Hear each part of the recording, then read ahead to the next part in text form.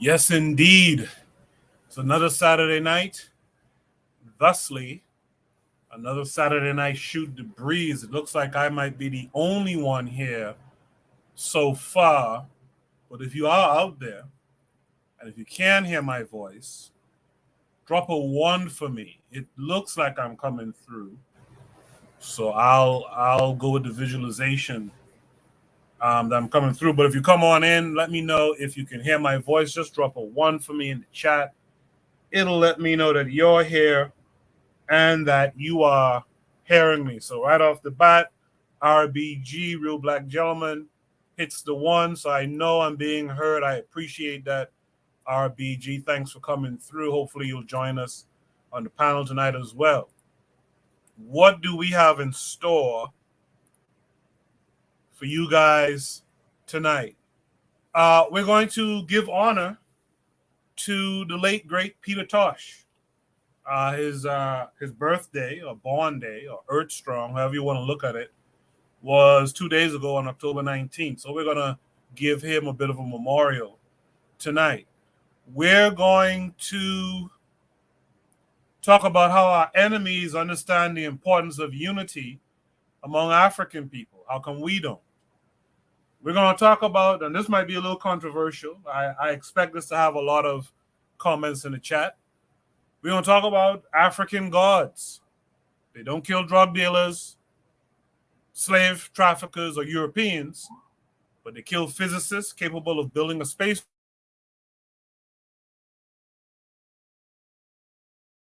uncritically. I'm sure that'll get some folks talking. I have a possible tonight. Are the Chinese collaborating or taking over? But before the possible, I also have, some of these prompts tend to be long, so it's hard to summarize them on the fly.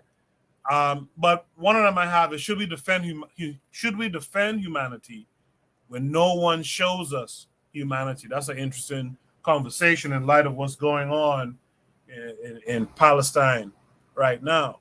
The last one is we're going to look at a video that dispels the myth that other groups do not talk about their historical losses. We've heard that said on Shoot the Breeze several times in the past. So we're going to dispel that myth, I guess. All right. So those are what we have in store tonight. We have 5 and a possible as per usual. What I'll do now is I'm going to start the show officially. And on the other side, I will introduce my panelists and drop Shoot the Breeze topic number 1. So you guys do stay tuned.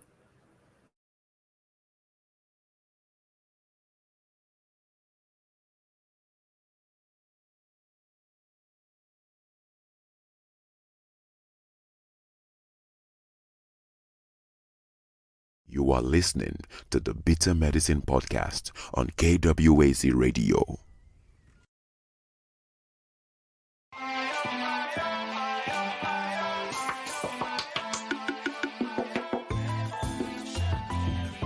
Welcome to the Bitter Medicine Podcast, where it's all about Black empowerment. Our show focuses on Black news and entertainment, arts, science, economics, history, people, and strategies that uplift, empower, and motivate Africans within the diaspora. And now your host, whose favorite color is black, Goku.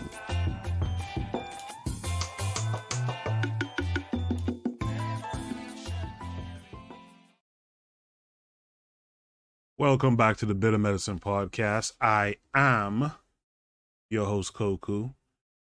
Just want to remind you guys before we get the show rolling that this show is part of a podcast network called KWAZ Radio. There are other shows on the network you are invited to tune into.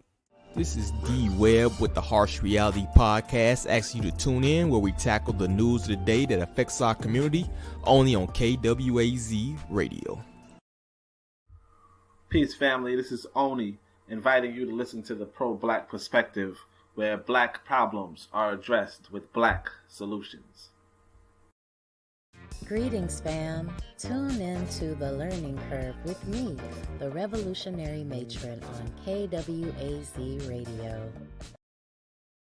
You are listening to the Bitter Medicine Podcast on KWAZ Radio. Yes, indeed. Welcome back to the show. You know how we do it every Saturday night. It seems that Trigger Happy 262 says it's going to be an interesting show. He already knows.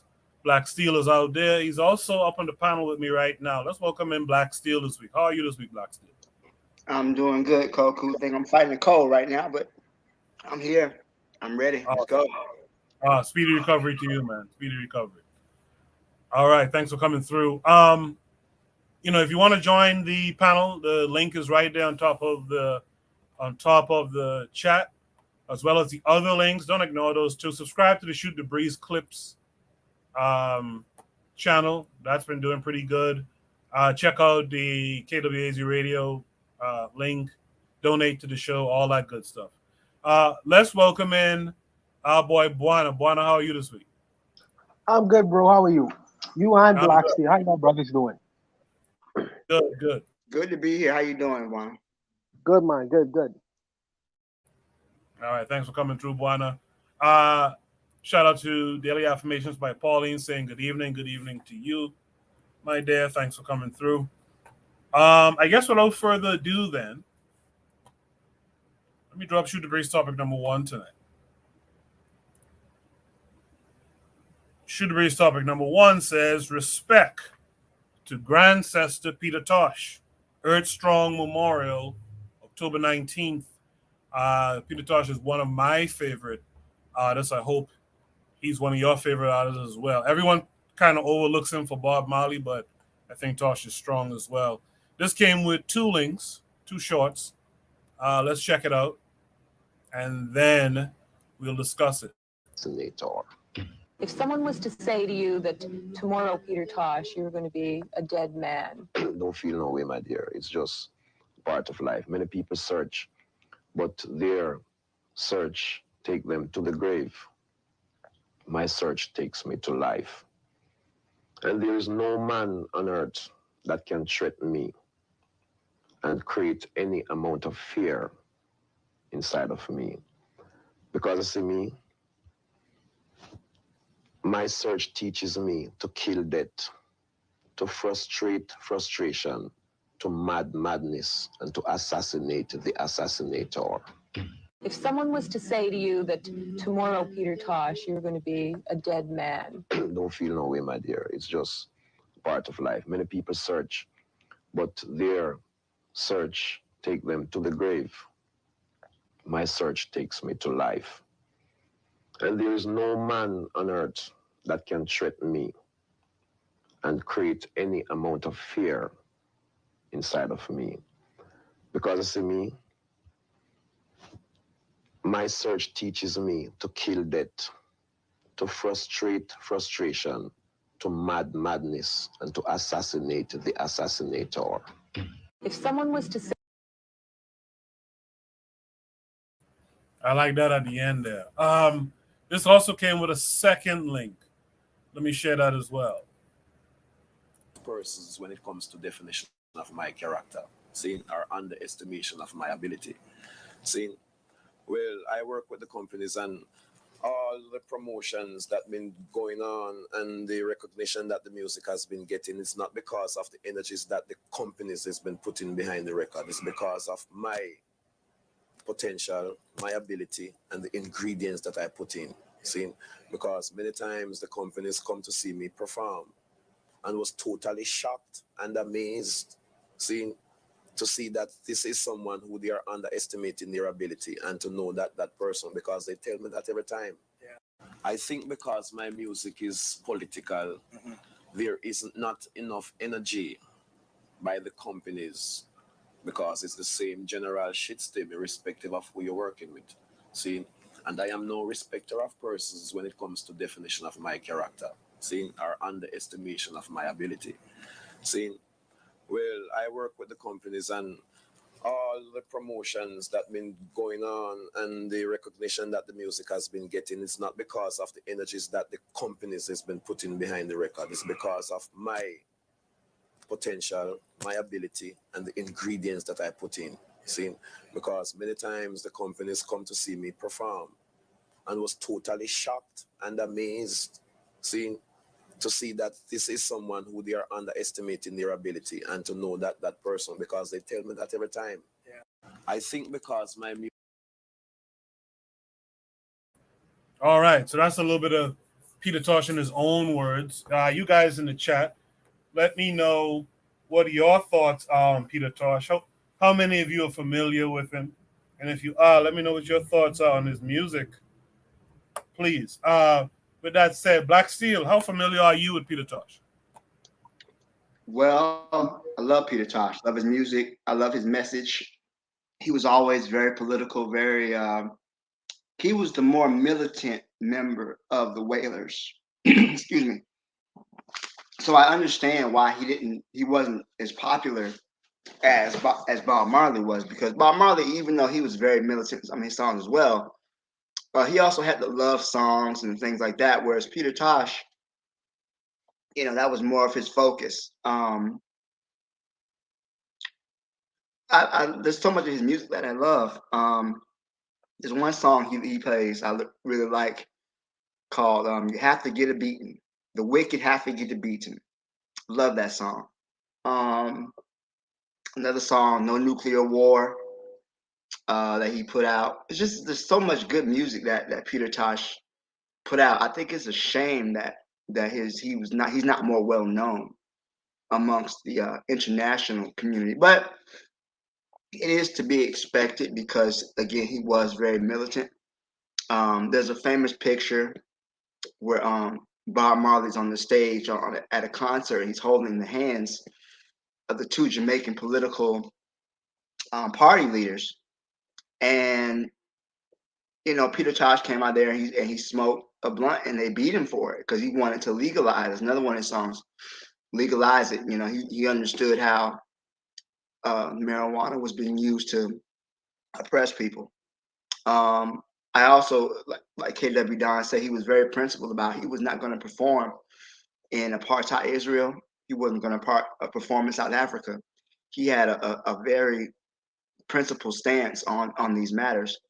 So yeah, I think that more people need to look into Peter Tosh. But as for me, I'm a big fan. I always consider him in my opinion, one of the big three: Bob Marley, Peter Tosh, Dennis Brown, in no particular order. I'm sure there's other people who are gonna find fault with my thoughts on that, but those are the ones to me that had some of the biggest impact on reggae, just to me personally. So I'll let Juana take it, but yeah, I definitely am a huge fan. Happy birthday to him. How he passed away was truly tragic. He really was cut down in the prime of his life for just simple greed, really, and it's just a tragedy. But his music lives on. Thank you, Coco. Yeah, he died. He died actually trying. He was killed by the guy he was trying to help, actually, which is crazy. Which makes me feel like the guy was sent to do it. I don't have a problem with your three. If I had to add a more contemporary person, at least at the early 2000s, late 90s, was Sizzler. I think Sizzler was real. In fact, I think Sizzler could have been probably the prime minister of Jamaica at one point. I agree. Yeah, it pushed it. So yeah, definitely a good choice. I'll just, before I go to Juan, I'll just tackle this thing. KW Don 7 says Peter Tosh refused to perform in the criminal settler colony state of Israel due to their support of the apartheid state of South Africa. You know what's the disappointing thing in that? Ziggy Marley, Bob's oldest child, married an Israeli woman and performed in Israel. That's the crazy part. Trighabi 262 Plus says, would you all say Peter Tosh is the fullest embodiment of Rastafarianism? I know people are not fond of Rastafarianism, but I consider its apex to be a black power movement with a spiritual nucleus. Also, a movement that tried to revive a lot of African spiritual practices. Chakara Speaks has a great presentation on it. I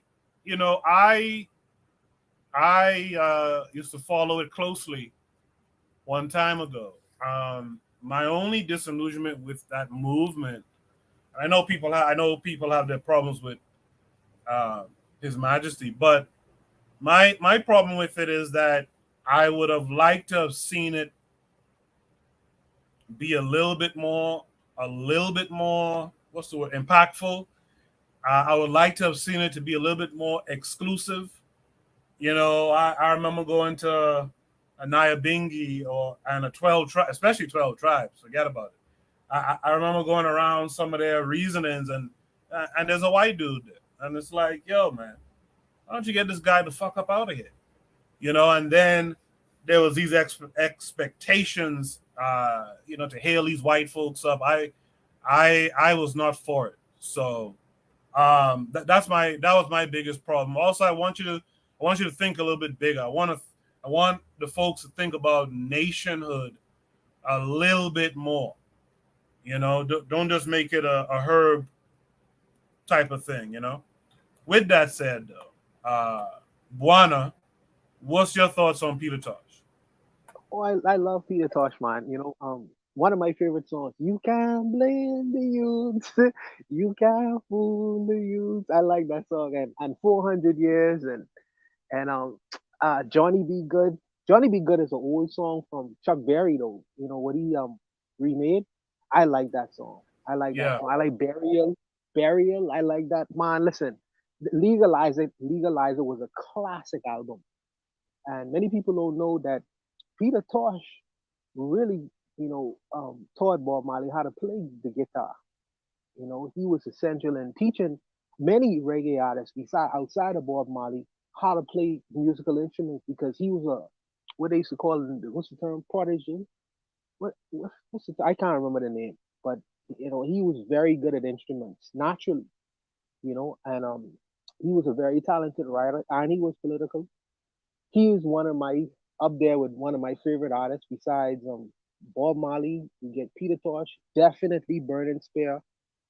Burning Spear introduced me to Marcus Garvey, and I gotta give him credit all day for that. And that's they one of some of my favorite artists. Bunny Wailer. Bunny Wailer is a very good artist too. People underestimate him because he's overshadowed by Peter and Bob, but he's a very good artist, extremely good artist. But in terms of Rastafarianism, does he? What's the what was the point? What was the question? Does he exemplify Rastafarianism? Uh it depends on who you ask. It depends on who you ask. I would lean towards someone like maybe Muta Baruka, maybe Mortimer Plano. Peter Tosh is just the political side of Rastafari, and he had some spiritual aspects to him as well, but he didn't really bring that out so much in a lot of his songs. Maybe in a personal dealings with Peter Tosh, he used to talk about spirituality more, but I think that it depends on who you ask that question to. Um, it was tragic how he died in terms of him actually trying to help people. But when you're dealing with our community, unfortunately, the people who you try to help the most is the people sometimes who try to harm you the most. And they don't see that I am trying to assist you. I am trying to help you. No, they look at you with a side eye. They fight you. And sometimes they could be extremely dangerous, and you have to be careful who you put a hand out to help sometimes. Because in your intention to help others, sometimes it could bite you, turn around and bite you. And unfortunately, it did so for him. But I really could put a Peter Tosh up there in the pantheon of great reggae musicians and artists and writers. He's one of the best. So kudos to him. Happy Earth Day to him as well. Wherever he is in this universe, big shout out to Peter Tosh. I'll leave it there.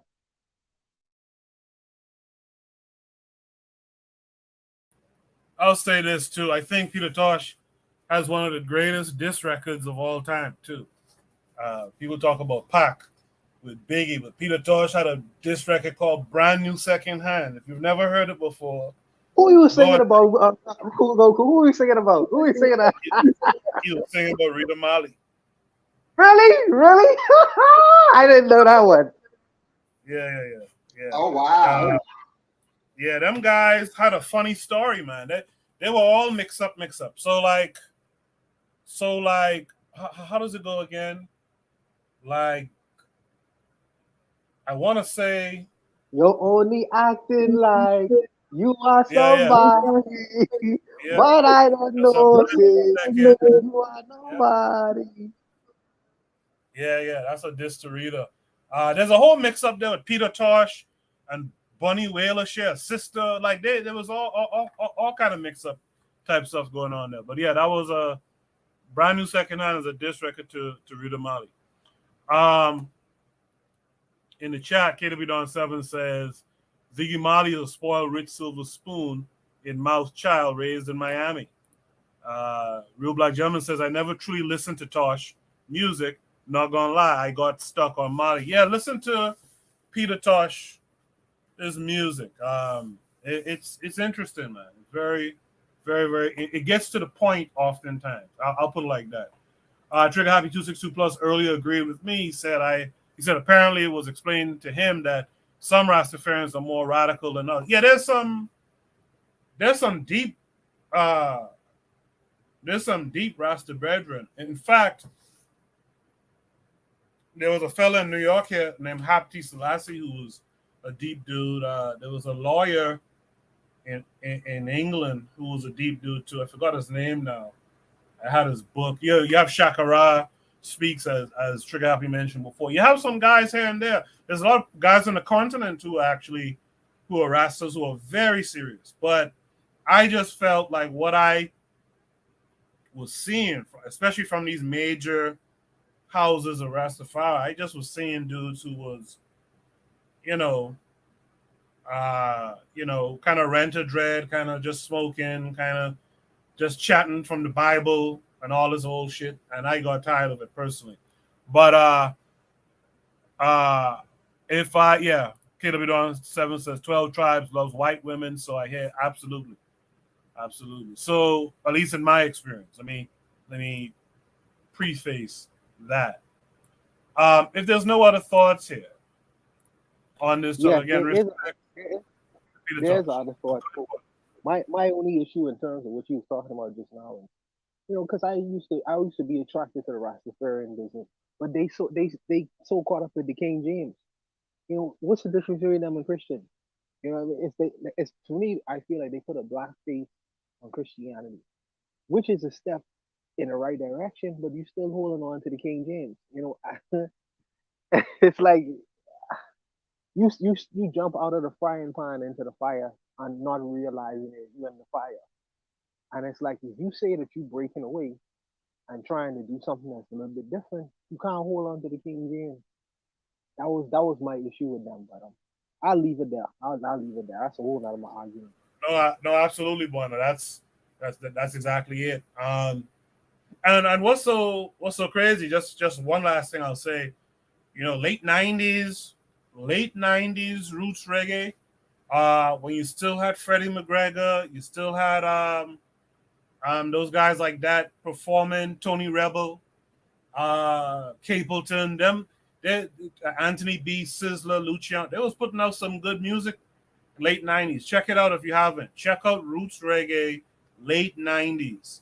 And great stuff. But the problem is you just rethreading a lot of the Judeo-Christian stuff. I would have liked to have seen and heard a lot more Africanisms, African wisdom, proverbs and the like.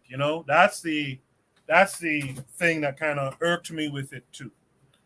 Anyway, let's move on to Shoot the Breeze topic number 2. That was a good good discussion. I appreciate all of you in the chat who chimed in as well. This is a bit of a lengthy prompt. You guys, please cut these prompts down. I'm finding problems with it when I clip them up and I put them on Shoot the Breeze clips. It's hard to really capture some of the essence of these prompts because they're so long. It says this video dispels, so should it be topic number 2? This video dispels the myth that other groups do not talk about their historical losses. Is it not the case that Black people need to understand their losses to develop? Does this make us lose?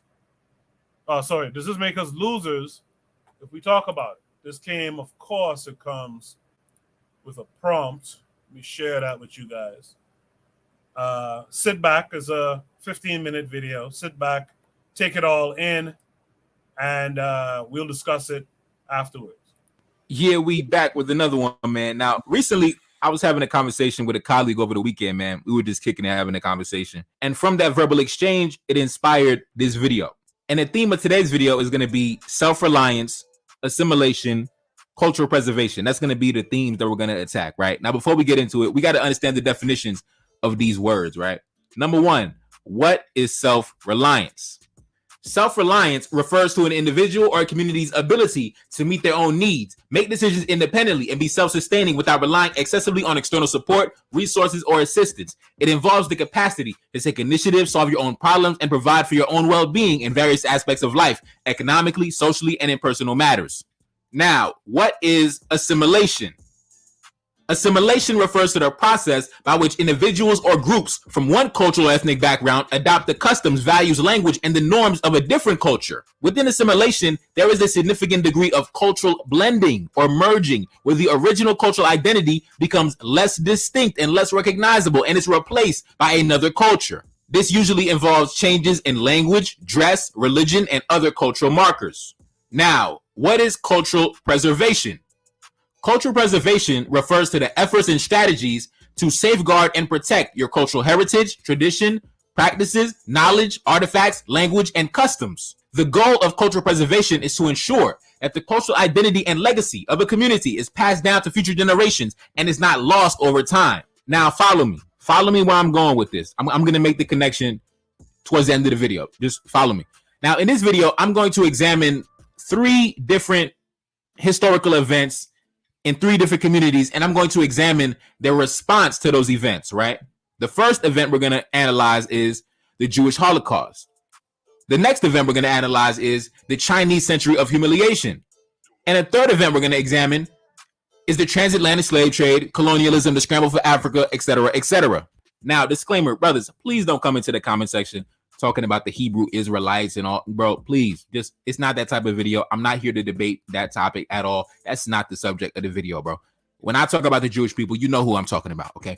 Don't get into the comment section and start debating about, please, okay? Let's continue. Now, in today's video, I'm not going to be going deep on the events. I'm going to examine the responses afterwards to those events. How did those communities respond to those traumatic events? Now, when we examine the Jewish people, even way before the Holocaust, they always had a culture that was very self-sustaining, very self-reliant, right? Do for self, community-driven, things like that. And in my opinion, that mentality was amplified and reinforced by the Holocaust. And I was having a conversation with a colleague of mine, and we were talking about that. We were talking about how the millions of Jews that passed away in the Holocaust, that had a profound impact on the collective Jewish consciousness, and it reinforced the importance of self-reliance and the ability to not only provide yourself, but protect yourself from foreign adversaries and those that want to do harm to you. If you are persecuted on a massive level like that, it's only natural to retreat amongst your own people, unite amongst your own people, rally amongst your own people to protect yourself, provide for yourself, be self-sufficient. And we can see how that played out with the establishment of Israel, a sovereign state where the Jewish people can govern themselves and be amongst themselves. And we can see by Israel's economy as well as its military, they take self-preservation very seriously. And something else that came up in a conversation with the colleague of mine, he was Jewish, by the way. He spoke about how, at least in his household, I'm not saying that he speaks for the entire collective. He's only one person. But from the conversation that we had, he spoke about how Jewish families, they consider it's very important to educate their children about events like the Holocaust from a very young age. It holds a central place in their collective memory.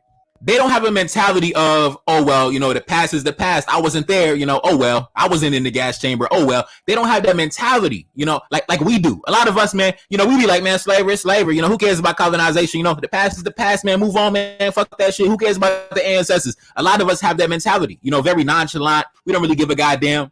But I noticed, at least talking to my colleague, they don't have that same mentality, man. They take their history very seriously. They take their ancestors very seriously. They take their culture very seriously. They take self-preservation very seriously. And that's a natural response to a traumatic genocidal event such as the Holocaust. And going back to my conversation with my colleague, he told me that even though they have a secular education, they also have a religious education, a Holocaust education, and a cultural education. And the Holocaust education is seen as important because it serves as a way to not only give honor to their ancestors, but to preserve the historical record and prevent the denial or distortion of the events. For example, a few weeks ago, we were speaking about how down in Florida, Ron DeSantis, he's trying to talk about how there was benefits to slavery. Oh, the slaves learned skills and trades during slavery that they used to benefit themselves and their families. You see, shit like that is why you're supposed to teach your own children the events from a young age, because if you leave it up to somebody else, they're going to deny and distort the events. Like I said, they're going to fuck up the historical record.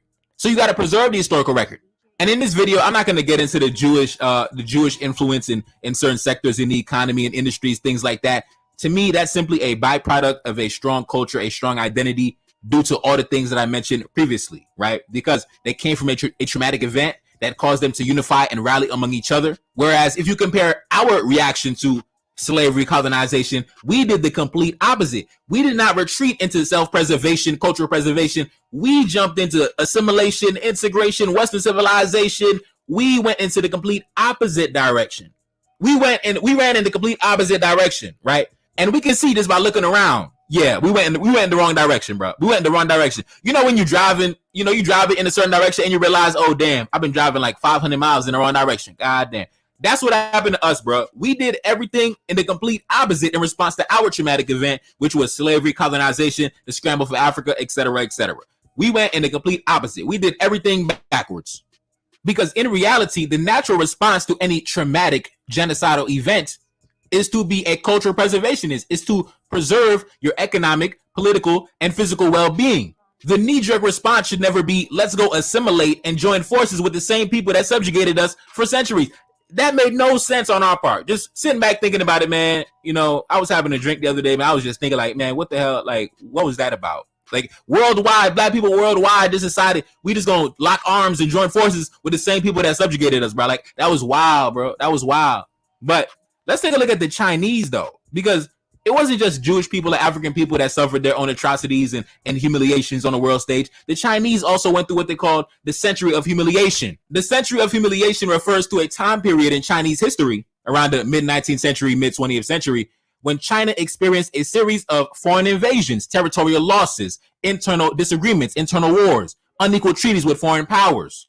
This era of humiliation, it deeply damaged the national psyche of the Chinese people, and it had a profound impact on the events that took place afterwards, politically and culturally.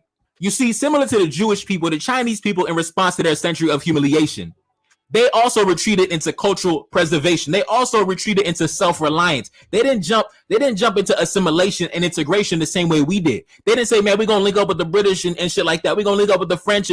No, they went in the opposite direction. You see, they went in the opposite direction that we did. And we can look around and we can see who got the money and power right now. In response to the century of humiliation, many Chinese people felt the desire to restore their dignity and their sovereignty on the international stage. Chinese intellectuals and politicians began to emphasize the importance of cultural preservation. Efforts were made to document, protect, and promote traditional Chinese culture, including the language, the art, the philosophy, the literature, etc., etc. Now, we got to ask ourselves, in response to our traumatic event, you see, they had a century of humiliation. We had multiple centuries of humiliation. In response to our multiple centuries of humiliation, we decided to go in the opposite direction. You see how the Chinese and the Jewish community, they decided to retreat amongst themselves. We decided to run away from ourselves. We decided to throw our culture and traditions in the trash. We decided to discard the memory of our ancestors. We decided to not uphold the memory and the honor of our ancestors. And we can see who got the money and power, and we can see who on the goddamn bottom. That's not a mistake. It's not a mistake. And that's also a big inspiration for the reason why I made my channel, man. I don't got the biggest platform, but if I can raise the consciousness of my brothers, man, if I can do my part, I'll be satisfied.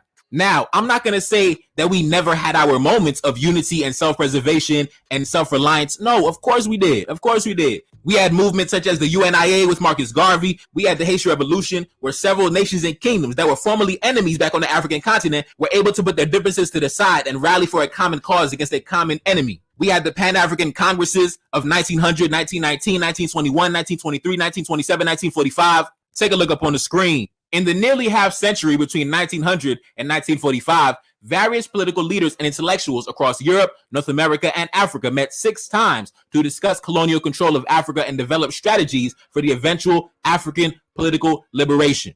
And we had a lot of legendary ancestors that were involved in the organization of these events. We had Henry Sylvester Williams, we had George Padmore, we had Kwame Nkrumah, we had Antonio Furman, we had Benito Sylvain. And if you go back to the year of the first Pan-African Congress in the year 1900, around the year 1900, that was during the scramble for Africa. That was when the Europeans were actively invading and pillaging and destroying Africa and taking African territory and annexing it to their colonial empires. That was when the Europeans were over there just, chopping off arms and legs, just going crazy on the continent of Africa. So the Pan-African Congress, it was a response to that.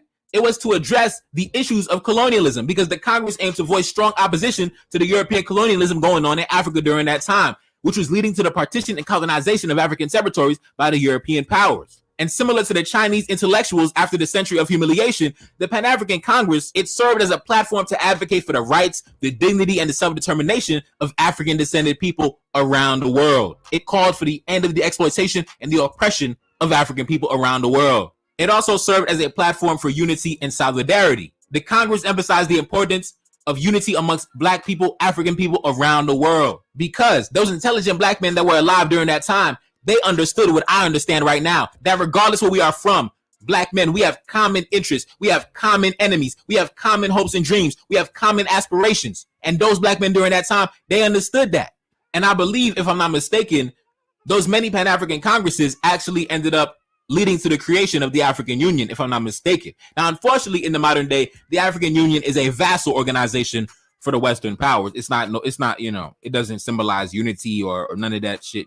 Like I said, we retreated into assimilation and integration. So the African Union platform is nothing more but a platform for, integration and assimilation with the greater international community. It's no longer it does not serve as a platform for cultural preservation, unity, cultural exchange. That's not what it is today. But those legendary Black men from back in the day, that's the vision that they had. And of course, due to the fact that we want to assimilate and integrate, we did not maintain what they established. We wanted to go link up with the Europeans and the British and the French and the Spanish and all that bullshit. We've always had our legendary minds, our legendary intellectuals, but for the most part, the collective always had a mindset geared towards assimilation, integration. And unfortunately for us, assimilation and integration is not the pathway to power, success, dominance. It's just not. It's not. You have to have a mindset based on cultural preservation. You have to have a mindset based on self-reliance, self-sufficiency, love for yourself, love for your identity, love for your ancestors, love for your history. You have to have that type of mindset in order to succeed and compete out in the world. If you have a mindset of assimilation, integration, I'm trying to join the winning team, you're never going to be the top dog. You're never going to be the top dog. You're always going to be in the back seat. You're always going to be in last place. You're never going to be up on the podium with the gold medal. You're never going to be number one. But anyways, man, I don't want this video to be too long. Like I said, this video was inspired by a conversation that I had with a colleague, and I was like, man, different groups of people went through different traumatic events at different times, and they had different responses to each one. And you can see how one person going in one direction and another person going in another direction, you can see the results, the different results they had. It's like if you ran a science experiment, you could see the different results that came about from that. And you can see that the people who went a different route, they wanted to go to the self-preservation route, the cultural preservation route. You could see that was the correct path to take. Not to deny your ancestors, not to deny your history, not to deny your ancient traditions like we always do. We always shit on our ancient traditions. Unlike other people who held on to those traditions, who held on and taught their children the traditions. And now they sit coming for the number one spot. So it is what it is, man. Just something to think about. It's something to think about. And until we understand that our unity is our strength, and until we understand the importance of valuing not only ourselves, but our predecessors, our ancestors, our forebears, our progenitors, our forefathers, our foremothers, until we understand the importance of valuing and upholding these things, we're always going to be running in the same spot, man. We always going to be running in the same spot. And it starts with the babies. It starts with instilling the proper mentality into the babies from a young age, so they know who they are, they know what the agenda is, they know what they got to do. Anyways, man, it's your boy Never Card. That's Salim back in the building. Yes, indeed. Cash App up on the screen, and I'm gone. Peace. All right. should be stopping. Number two, this video dispels the myth that other groups do not talk about their historical losses. Is it not the case that Black people need to understand their losses to develop? Does this make us losers? I can't even find the next part. Oh, does this make us losers if we talk about it? I'll say this. We need to educate, of course. They use the example of the Jews who have, these different educations, so to speak, right? They have the Holocaust education, this, that, and the other. And so we need to have similar, for sure. I think we need to stop wallowing in our losses. We got to stop dwelling in our losses on a daily. And we have to put an end to others displaying our losses all the time, too. Also, we got to update our outlook on those losses, too. Because for example, they always show us antebellum slavery in movies and TV and whatnot. But that's not the slavery that's going on today. And there is slavery today. But it doesn't look like antebellum. So the average one of us doesn't see it. The average one of us thinks we're free. We're free to do whatever we want to do, this, that, and the other, because look at that. That's roots over there. That's what we used to be in. But no, we're in that still. It just looks different. So that's what I would say. We just got to stop wallowing in that. We definitely got to teach our children that and to have the contempt for the right people because of that history. But we definitely need to look at what's happening today also. That's also a part of that oppression that we're going through. Peace to Lero in the chat, who says peace, loved ones.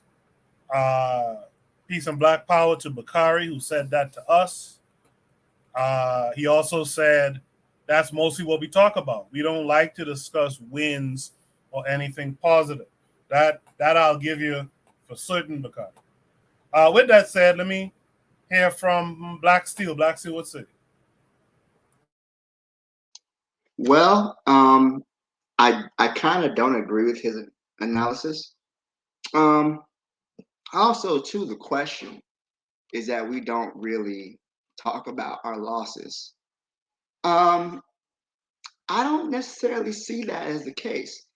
One thing I will say is that Black culture, African people's culture, came under attack in a way that Chinese people's culture did not, that Jewish people's culture did not come under attack. So what I mean by that is that Jewish people were still able to speak Yiddish or Hebrew, excuse me. They were still able to practice their cultural customs. Here in America, especially with these Puritans, they made sure to stamp out any cultural practice that was done by African people. So you couldn't worship your God. You couldn't speak in your language. You couldn't beat drums. They made sure to bring the African down to the level of an animal.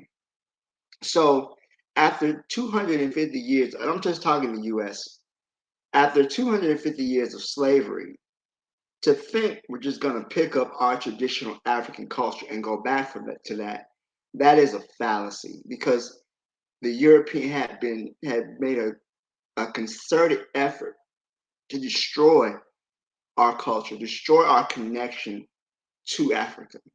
That was done purposely. So you can't really compare the two. Chinese people, yeah, they had their century of humiliation.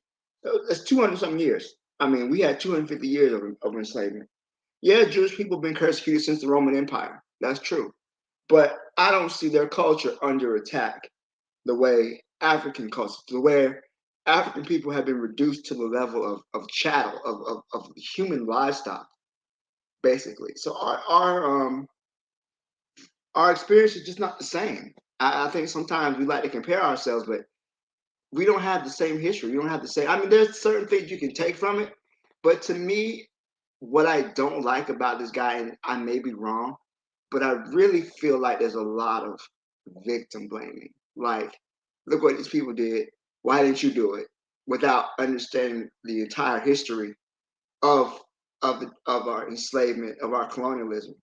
Now, I do understand that there are some elements who look at Black history like that's the past. It happened a long time ago. Let's just move on with it. And that's what, they're really parroting what a lot of white people say. They say that type of mess to kind of distance ourselves from our culture. So I don't think that we just discard it. I believe that the Europeans did a good job of cutting us from that.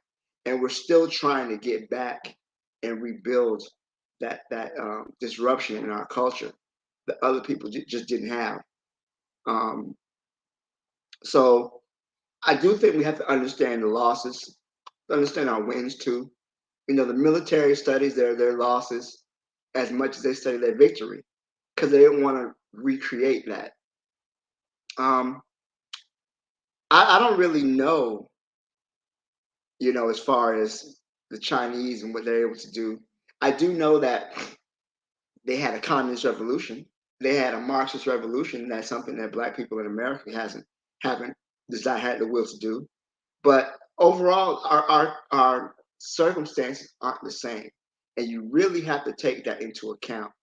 How our condition differs from other groups of oppressed populations. There's similarities, but there's also differences, and there's also very significant differences as well. So I've talked long enough. I'll let Juana go ahead and speak. Thank you.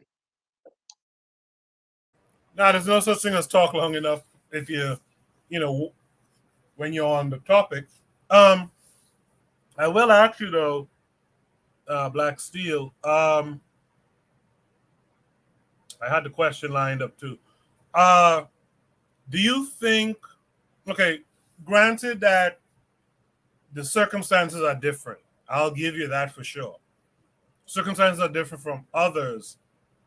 Do you think just the mere revisiting of what happened in the antebellum period, do you think that's enough, or do you think that Black folks need to go back to that to bring it back forward into the reality that we're in currently? Well, I think something Dr. John Henry Clark said. He said if you start your history as slavery, everything you do afterwards is going to seem like an improvement. And I don't think we should start our history at the antebellum slavery because we had more time as kings and rulers and a world power than we did enslaved. But then that becomes our story, is just our enslavement. So I think we have to study all of it, but we cannot start at that because that interrupted our history and our story. It wasn't the sum total of our history. We was enslaved, and now we second-class citizens, or now we're poor. We got to start from when we were on our mother continent, and we created empires and things like that. I don't think we need to lose track of that. I don't think we should start that. I think it's important to study that and have a respect for what happened during the slave period. But we can't start with that. I think we have to go back further. I appreciate that, Black Steel. Let's welcome in our brother Bakari this week. Bakari, how are you this week? I'm good. What's going on with the panel on the chat? Good. Thanks for coming through. That's good. How you doing, Bakari? Look, I'm good, my man. You know what? I got to agree with Black Steel. You know what? I argue with Black Steel because I respect Black Steel, but now I got to agree with him. Damn it! But I agree, and I don't like that guy. I don't know what that Desaline guy get on my nerves. But anyway, that's all we talk about is our losses. How many videos do you have to see? Oh, look how the Chinese is trying to colonize Africa. Look at the Chinese domination of Africa. Look at the domination of these Black. That's all we talk about. That's it. But I never heard nobody. But what we don't talk about is Look how the Angolans went and have the Portuguese complaining about Angola going to the UN, complaining. They're calling what Angola is doing to them is recolonization. We don't talk about those things. That's all we talk about is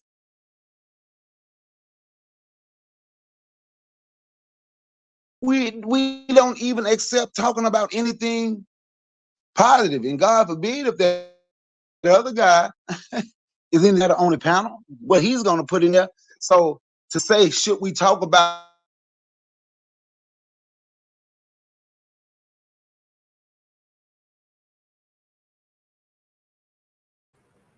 I think Bakari's cutting in and talk out. about? Okay, I'm on. All right, let me go get up. Yeah, Bakari, you were cutting in and out. I want you to go and say I stopped you from talking or something. So I heard you call me out last night. I'll address that a little bit later. But Bakari, when you get your sound back, just let me know. I'll go to Buana in the meantime. Buana, what say you? No, I agree with Brother Bakari. You know, and I agree also with Black Steel as well. Um, and by the way, Neferkari, Celine, that's my little brother. No shot to them whatsoever. But we are just doing an analysis in terms of the prompt itself. And I would say that when we talk about Black empowerment, one would ask the question, well, what is that? Empower, to put power inside someone else. You know what I mean? You know, especially in terms of blackness, being geared towards blackness, empowering the black mind, empowering the black human being, empowering the black community, putting power inside. And one would ask the question, well, how does one do that? You know, one does that not necessarily by focusing on the worst of ourselves, but the best example of ourselves, setting that as the pace for us, for everyone else to follow after. You know, so we are in a propaganda campaign for the hearts and minds of our people in terms of how we perceive, look at ourselves, look at the goals for the future going forward, and how we should compete with other groups in the world. I don't necessarily believe that you're going to get that by always focusing on your losses. And it's not the fact that you should ignore your losses, because you could learn from your losses. There must be, when we go back and educate, and Koku goes back and talks about poems in terms of the ideas of losses, what has to come from that is how can we learn from that in terms of how we lost, how if we was to be given another opportunity, we can win from that experience. And also, when we look at our ancestors survived hell or a hellish experience for a short portion of our history. Because 400 years, really, in terms of Black history, is a small time. That's a little small amount of time since we've been on the planet. But since we had to go through that process, we have to ask the question, how did our people survive hell? Because that's a trick in itself. Because most people don't survive hell. I live in a country right now where the indigenous population, 100% of them is wiped out completely and replaced with a black population. But we were able to survive the Spaniards and the English and the French. You know, how is it that these people was able to survive these people, but the Arawak Indians and the Taínos was not able to? There's some trick inside that, but the black people had the ability to possess. How did those black people survive transatlantic slavery? They must have been very, very clever. They must have been the fittest of the fittest people on this planet. You know, they must have had some idea of survival skills that I don't know. Maybe we don't possess these days, but we should look deeper into. What may seem as a loss, the fact that we having this conversation right now is a miracle in itself. Because the people who survived the transatlantic slave trade was the fittest of the fittest. That's a trick in itself. So even within the so-called loss, there were wins. There were wins. So we should ask ourselves these kinds of questions. Also, when we go back at history, there must be a balanced perspective. Yes, you've been in an enslaved situation, But how did the so-called slave or the enslaved people respond to the so-called conditions of slavery? They poisoned their masters. The Caribbean and the southern parts of America was rife with rebellion all over. We always been fighting continuously, not only physically, but in terms of not working, in terms of poisoning our masters, in terms of not following their religion. There are so many different things that we would have done. Also, when we talk about history, don't stay in history. The goal of the study of history is to focus on where we're supposed to go. What are the lessons to be gained from history in terms of what the goal is for the future going forward? Sometimes when we get into these historical discussions, we stay historical. And I feel our generation should be futuristic as well. Afrofuturism, looking at ourselves projecting ourselves 500 years into the future in terms of what is the course and where's the direction of focused Black people. Where should we be going? Follow your lane. See, when Usain Bolt running, he ain't looking at the man next to him talking about what the Chinese doing, because the Chinese in the race too.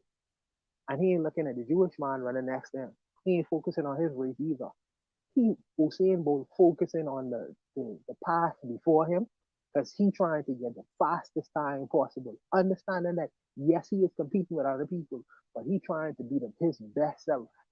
So we have to figure out what our goal is in terms of where we would have come from, the lessons learned from the past, and where we going forward and what we going toward. And our goal, for me personally, is to win. I ain't trying to be in a loser business. The brothers who want to lose, they'll eventually fall off because they can't keep the pace. But for us, who trying to be competitive in this world and trying to produce forebears and children to be competitive in the global world going forward, we focusing on our strategic position, and we're gonna continue until we win this battle, against our competitors. That's where I am with it. But I'll leave it there. Well said, Juan. Before I throw it back to Bakari, who's returned, let me try to deal with some of the chat. The chat has been doing their thing. Shout out to Brahu. I know I've seen Brahu here before. I think they might have been on the panel before as well. He said the Chinese had the freedom to reshape themselves. Black Americans aren't in the same position. There are specific control mechanisms against us reforming ourselves. Shagabi 262 earlier said, I think victim blaming. I think he's speaking to Black Steel there. He says, I think victim blaming wouldn't apply here because we understand our circumstances may be worse. But I think the point is that what is useful is how we rejuvenate. Sister Lero from the Harsh Reality Podcast says, Africans have a unique plight. While similar to others, it's very different, both past and present, even amongst ourselves. She says continent and diaspora. So I don't compare Africans to other peoples. Brahu says, we'll rejuvenate, speaking to Trigger Happy, we will rejuvenate once we get the negative forces that are stopping us from developing out of the way, right? I got to skip around a little bit. Trigger Happy says, now the form of that rejuvenation is not what will look the same. The Chinese Cultural Revolution will not look the same as an African Cultural Revolution, but the comparison is still valid. Yana B says, what's up to everyone? Hello to everyone. Lero says, there's something to learn from every people's struggle, even the enemy themselves. I think the why can't we do it too talking points come off a bit self-loathing. That's an interesting take. Lastly, Trigger Happy 262 Plus says, if one says, why can't we do it too, in good faith, this is a question of what are the elements that other people have that we don't? Or what do we need that they may not need? I'll leave that comment up there for a while. I think it's a valid one. Let's get back to Bakari. Bakari, you were cutting in and out earlier. The floor is yours. Speak on it. Okay. Am I okay now? Perfect. Okay. What I was saying, all we talk about is our losses. If you listen to social media, that's what the majority of Black people talk about. Actually, This is something I talk to actually a brother like me and Sean, because I talk about victories and talk about something positive. Because if you talk about something positive, everyone is going to turn it into something negative so they can discuss losses. And that seemed like that's all we discuss. And the question I ask is discussing losses motivating us to do anything? And for me to answer, the answer to that would be no, because if it was, show me a channel where we are not discussing losses. If discussing losses was pushing you forward, it was motivating you to go forward, we would be moving forward here on social media, right? But to say, why don't we discuss the losses more? I'm not sure they can be discussed anymore. I think that's why I stopped coming around social media and doing YouTube and not, because that's all you ever hear. We don't ever hear anything good. We just don't. It doesn't make a difference. We can talk about historical losses or wins. We could talk about today losses or wins. It's just certain things that you bring up. And I just mentioned black business because that is something I push. Just pushing black business, it's going to be something negative. And so that's a loss. So we're always discussing a loss. It's a guy that come on the panel. Now we accept the losses more than we accept a W. It's a guy come on the panel will tell you y'all ain't worth a damn and so on and so forth. And we will accept that. But then we get pushback from something good. So to say and that's a loss. The loss is in your mind. Everything starts in the mind. And mentally, that's all we have is losses. So that's why all we discuss. So I'm not even sure that the losses can be discussed anymore. I'm not sure that the losses can be discussed more than what they're already what they already talked about. I'm not sure. I just don't think they can. I really don't. Thank you for that, Bakari. Before I say what I'm going to say, does anyone else want to add any thoughts here? Yes, I have a question for the panel. Okay, so my question, based on what Brother Bakari says, how do we handle the sick elements of our community? When I say the sick elements, the people who look at us like we are a piece of shit. They're like, the black man ain't worth nothing. How do we handle these elements that we know exist within our community, and we know they are sick? So we sick too, make no mistake about that. But some elements who are more sicker than others, and sometimes these people are the loudest voices within our community. How do we go about handling and dealing with these kinds of people? And this is entertained by the whole panel too, a black school as well. Okay. I have a question about that. Yes, sir. Yes, sir. All right. Let me answer that one. I believe, first of all, we identify who these elements are. We were talking last week that we don't have a mechanism to punish our traitors. Every group of people got trouble. We don't really have a mechanism to punish or expel those people from our community. So we need to have protocols in place to where when you have these self-loathing black people, they can be called out, they can be removed from whatever positions of authority, and they can be expelled. They can't come to our meetings. They can't come to our organizations. I believe you should make as much opportunity as you can to reach them. But when you got these people who just feel deep down that we are just pathetic, weak people who are never going to do anything, they got this self-loathing, you got to get them out of the community. I don't mean, or maybe I do mean that, but they can't be allowed to hold positions of authority in our community, our organizations. These people have to be identified and have to be removed. We need to, what did Harriet Tubman do back when she was leading slaves to freedom? She would shoot them. If she saw you running away, she was running away, and she saw you want to turn back, she pull out that revolver, and she say, "Yo, dead niggas tell no tales. You either go on or you die. So you either, if you're not with us, you against us." And I think, but that comes from us having a cohesive organizational movement that we don't have. But we need to have a method to identify, expel, sanction those people who are against the Black collective, and not give them cover. Oh, everybody has an opinion. Let them speak. No, bitch. You don't get a chance to speak. Talk about how we're worthless and sorry we're no good. Take that over there to the white people. They want to hear that shit. We don't want to hear that. So I think that we have to come up with a mechanism to expose, organize, and sanction our traitors.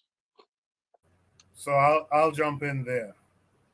I'll jump in there. I've been getting flack now. Well, I've been getting flack for a while. Doing this stuff here on social media can bring it up.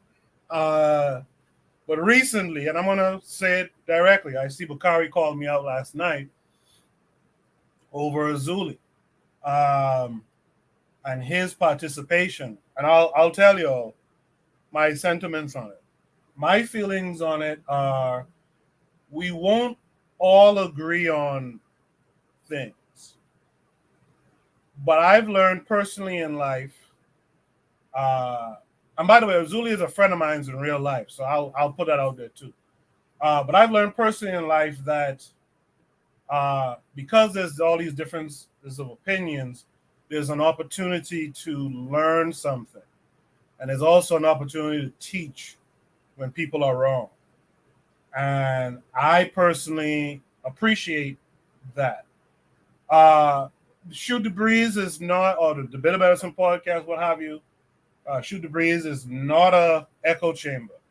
It's not for everyone just to come and say the same things. If there's 6 panelists, we all say the same shit, and good night. It's supposed to be about diversity of thought. And if there's error, we should be able to correct the error. I agree with Black Steel that, especially when it goes too far, certain people should be removed and not allowed to come back. But I'll be real with y'all. I think Azuli does give good commentary until he doesn't.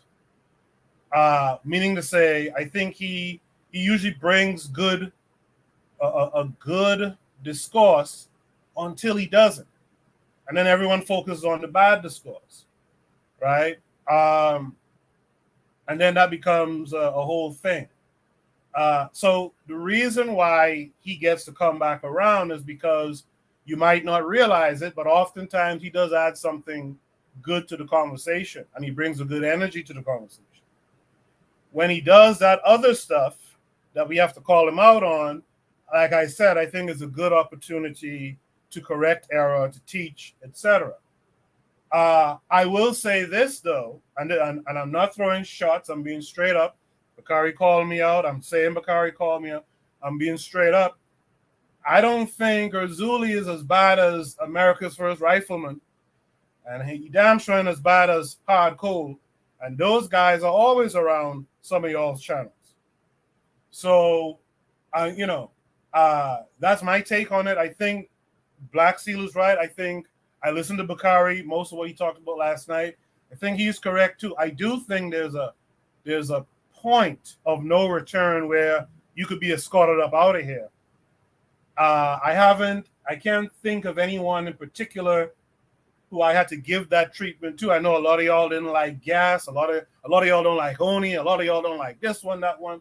If I cast off the people who y'all don't like, it'll be me, Buana, and maybe, in fact, Black Sea wouldn't even be there. He's a socialist, right? So, so that's my take on that whole thing. When the time comes and there's people who deserve to be excommunicated, they shall be. But in the meantime, when there's opportunities to correct, to learn, to teach, etc., to have a full-bodied conversation, we're going to have those full-bodied conversation. I'll yield the mic for whoever else wants to respond. I want to say something. I don't want to talk about. I didn't think you were talking about Azuli in particular. But when I hear him speak, I hear passion, but I also hear frustration because I understand he is Haitian and he sees what his countrymen, what his people go through on a regular basis.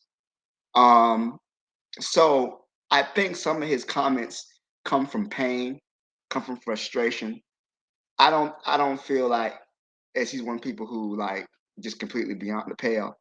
But yeah, I what I hear in his voice and when he's talking is just the frustration of seeing what Hayes going through over and over and over again, and how it just never seems to be able to overcome all their challenges.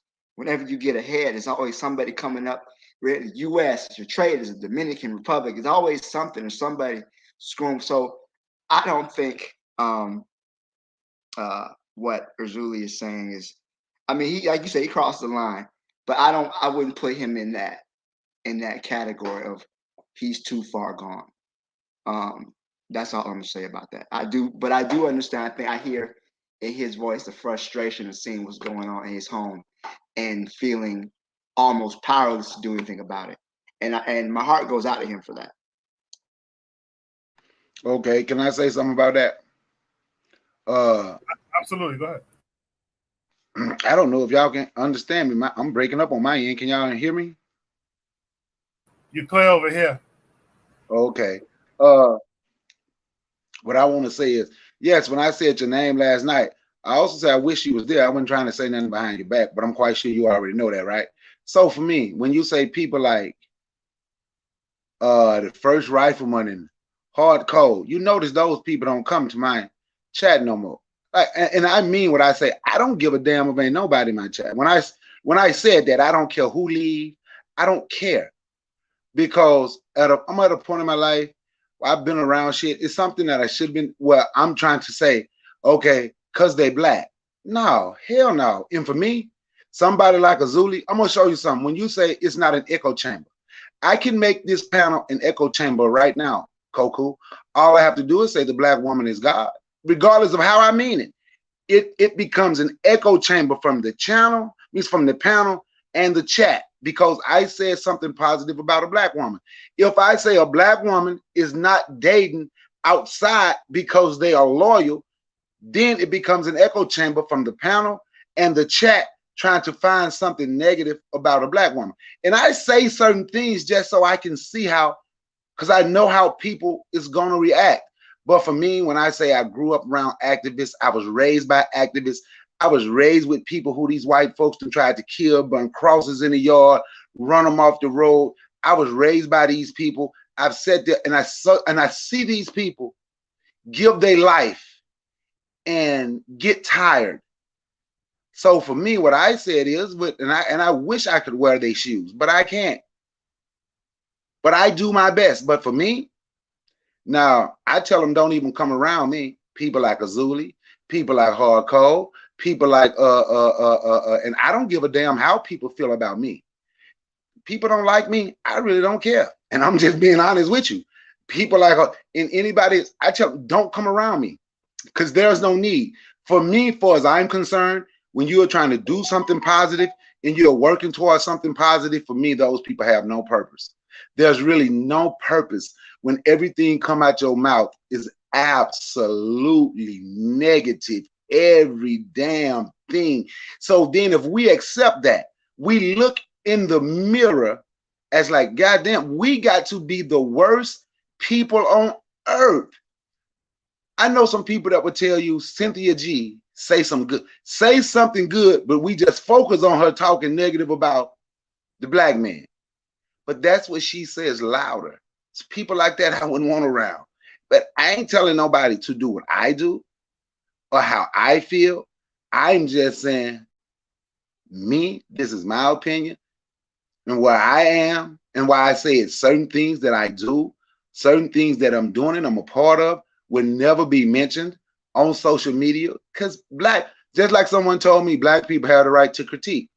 It's also black people have the right to say, I really don't want to hear this shit right now if you have nothing positive to say to input to help.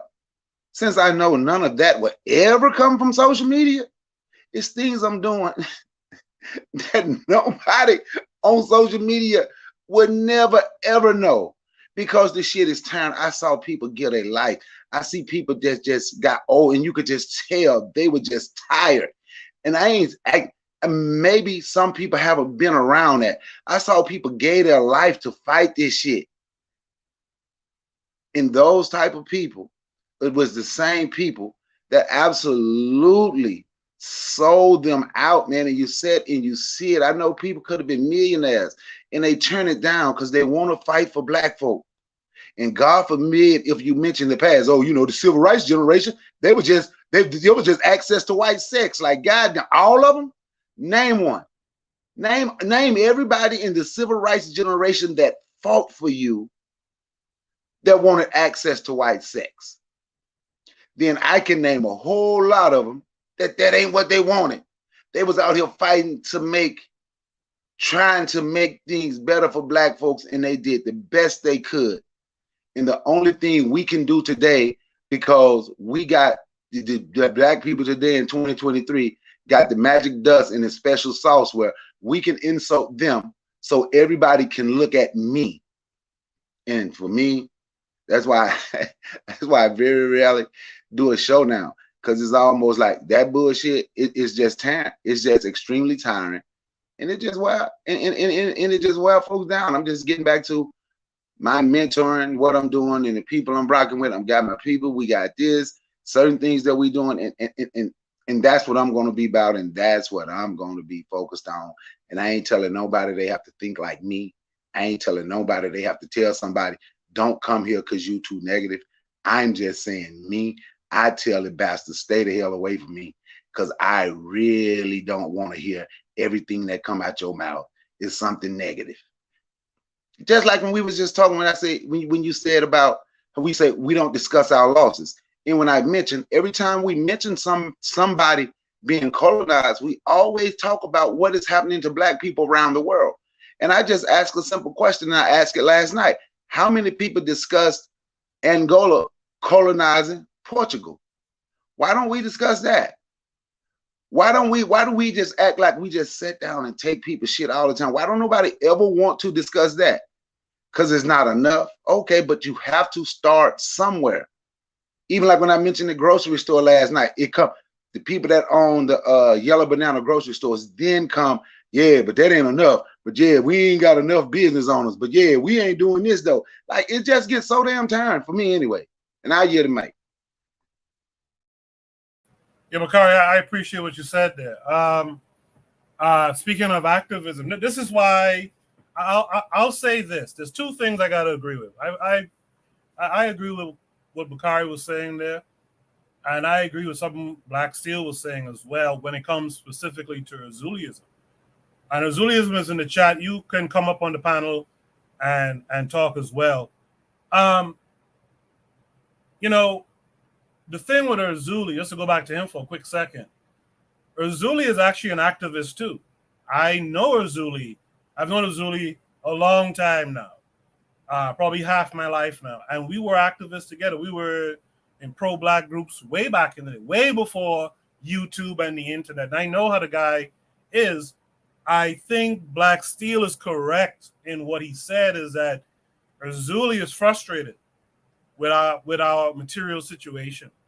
And Erzuli is a hip-hop kid. He's from Haiti, as you can tell, but he's a hip-hop kid. He kind of goes at it in that hip-hop kind of way. And again, I don't want to be talking for another man. So Erzuli, you come up here and speak for yourself. But what I know about the brother is that he'll say something kind of in that in-your-face way, but he's not a hater. He doesn't hate himself.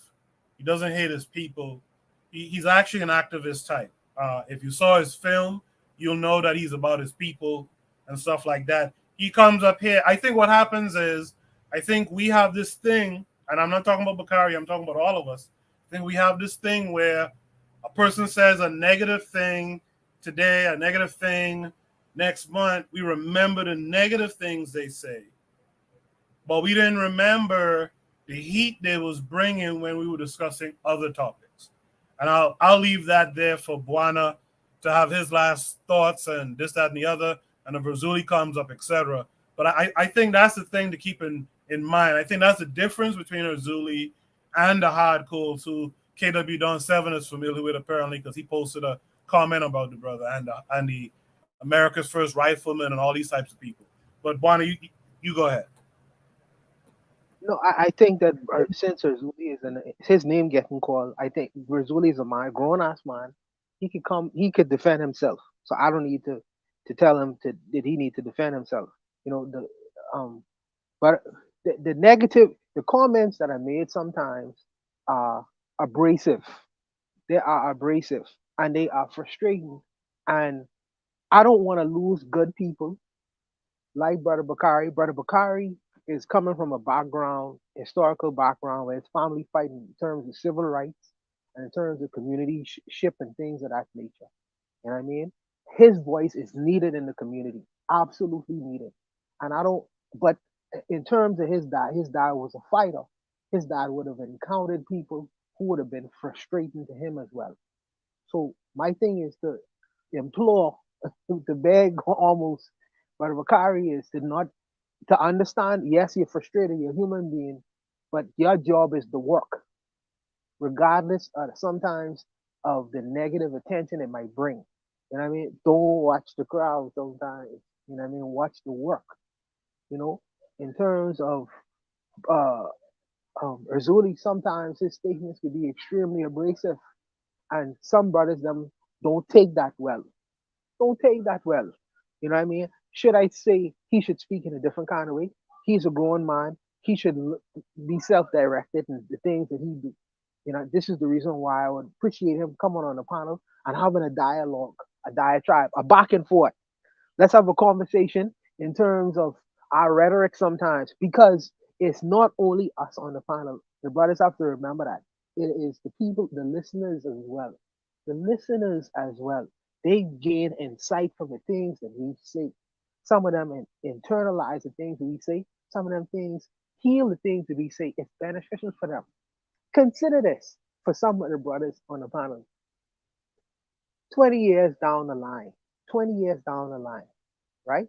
When your daughters and your sons listening to shows like these and the voices, and to hear my daddy saying the black man ain't shit and a black woman don't have a classification of any kind of worthiness, consider that. And you think that they'll be proud to say my daddy used to say these kinds of things?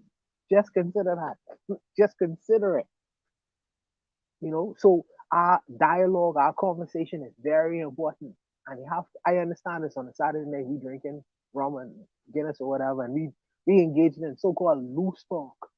But some of the conversations we should consider, because these things reverberate not only through social media, but in time, because you'll never know what your children and grandchildren will be hearing in the future and listening to these kinds of dialogues right now.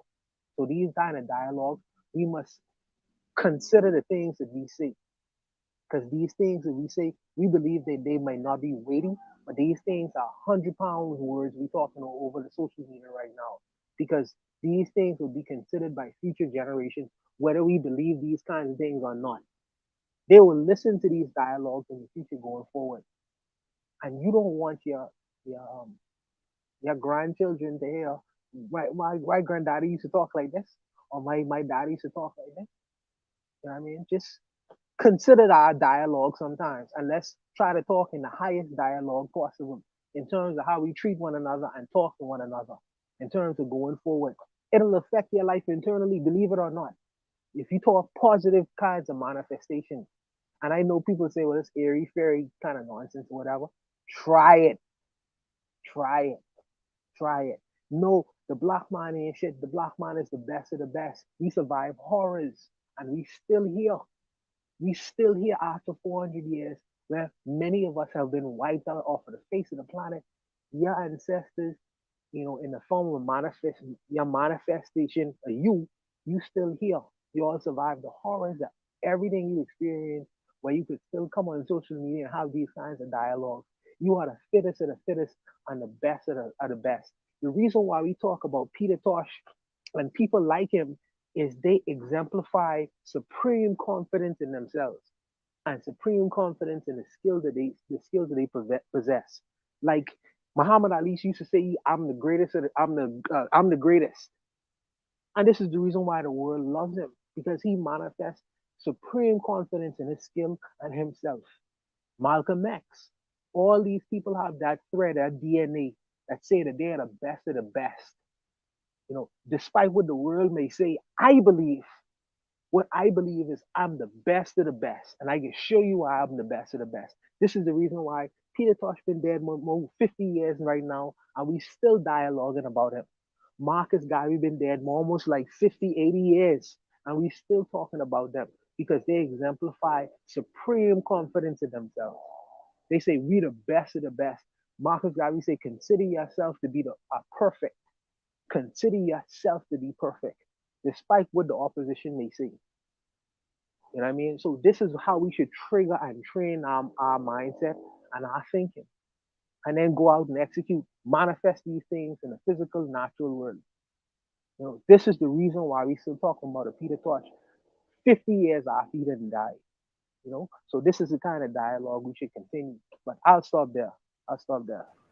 Appreciate that, Buana. Azuli has joined us. Before I give Azuli the mic, let me just say this too, to echo what Lero said in the chat. Folks just got to calm down. You're all okay. Relax. LOL. We just some passionate Africans for real. Laughing my ass off. That's what Lero had to say. I'll just say this. We have Bakari here. We have Azuli up here. We'll give y'all a few minutes time here, but let's be respectful. Let's keep it calm. Let's express ourselves. Use our words like Buana just said eloquently. Azuli, welcome to the panel. How are you this week? Yo, I'm good. I was just minding my business. Like I heard, what is going on, bro? What? I'm a trader. How people put my name next to a trader? I was shocked. I haven't been here in 2 weeks. What's going on? Why are people coming after me on a day I was just listening, minding my business, and I hear what's going on, Coco? I'm just asking the question. I don't get what that has to do with the prompt. I don't know. Well, maybe I missed something because I went back. I was listening. I heard Black Steel says that some people that don't need to have a say to talk or whatever, and certain shit, they need to be cut off. And then I hear you said something that somebody said about me, and then whatever. I don't. What is going on? I'm just shocked. My whole being is shocked. All right. Here's the Koku notes. The very fast update. Okay. We were talking about something else. Black Steel wasn't talking about you when he said that. No. I understood it. I'm just saying. He went from that, and then he went on this and that, and I don't know what happened. That's what I'm trying to understand. Yeah, well, I'll be quite frank with you. I think the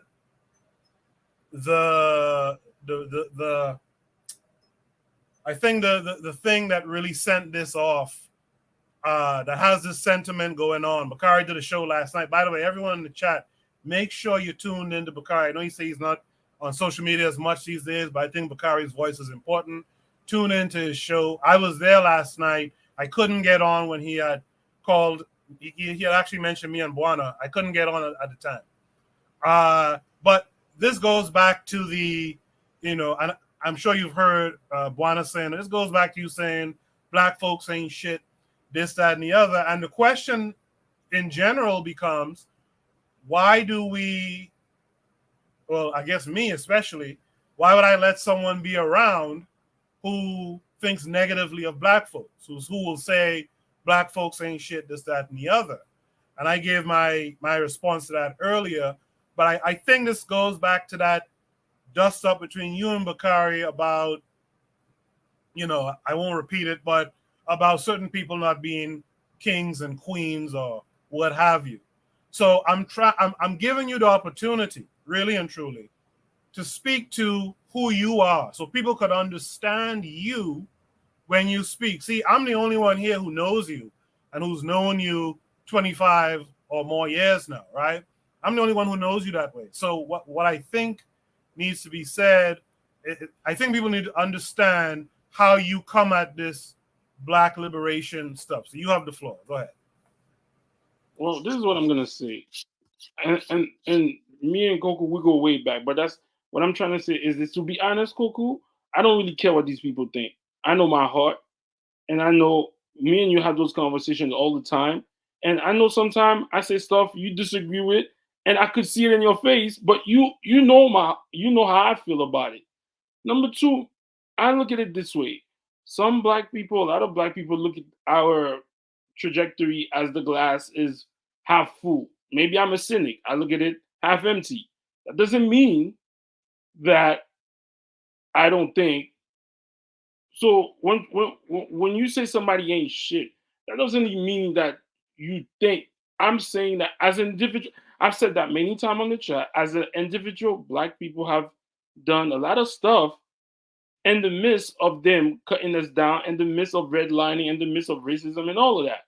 But I'm saying that as a group of people, if we look at Americans and black people who are not from the America, like the Caribbean, Africa, we are at the bottom of the totem pole. And the black Americans in America are just here because they're getting some crumbs off the table. And I'm not saying those crumbs are not that. I'm not saying black Americans don't work hard. I'm not saying some of us don't work hard. I'm not saying that. I'm just saying as an overhaul, I don't think after 400, 500, maybe in 2,000 years, I don't think we've learned anything. We just, so my thing is, if somebody think black people are this, okay, that's you. And to be honest, I don't care because I know where I stand. The fact that people say, oh, you're a queen. I said, you're a queen. No, you're not a queen. You're not a king. You're not a god. You're not a goddess. That's like, I could understand if people was mad at me if somebody had said, yo, I'm teaching my daughter to be a doctor. And I go, no, your daughter's not a doctor. Then I believe that's offensive because you know why? As a child or as a young man, you can become a doctor. You can become a lawyer. You can become a police officer. You can become a president. So what pisses me off is that black people call each other kings and queens and God is, how are you a queen and a king and a god? And you under the ruling of the man that you call quote unquote the cave man. How is that possible? How is it possible that you are all of that in a bag of chips and then you are they've been ruling you for so many years? So if in your I don't and then people say I speak like that about the same thing that's going on in Haiti, the same thing that's gonna be going, and it's gonna get worse from now on. Kenya's trying to do and if your man he thinks I'm this, brother, I don't care. I do not care. I know who I am. I know what I think, and if that's how it is, that's how it is. But I've said stuff. Yeah, maybe it's abrasive. Maybe it's this. Yeah, the house is burning. I don't have time to coddle you. When the house is burning, I don't have time to tell my son, come on, put your shoes on. Let's go one step at a time. No. A lot of problems people talk about how somebody's gonna be mad at me. Talk about the way I think. You're not, and then people are gonna say I'm attacked. Yo, you cannot join the U.S. Army and talk about I'm a traitor.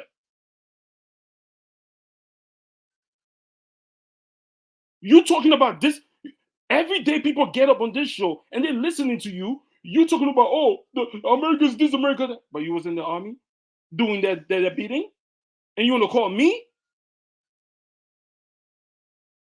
At the end of the day, hey, if you don't feel like I'm not going on nobody, I only come on Koku's show because I know Goku and there's a couple of other people. I used to go on their shows. Now I'm not coming on your show. I don't care about your show. So if you don't want me to, don't worry about it. I'm not coming on your show.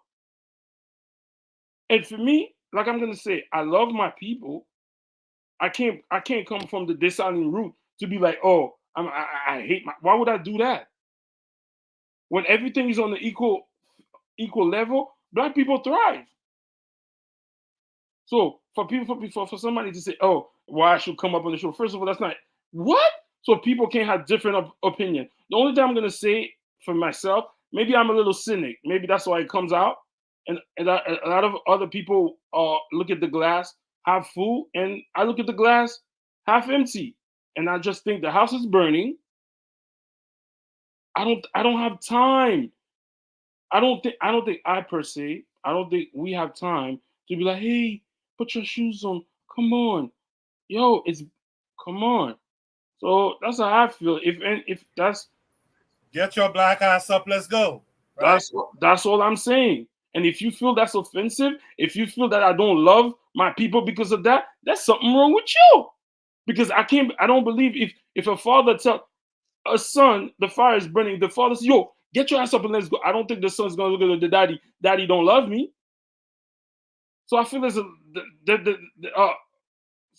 I don't know, man.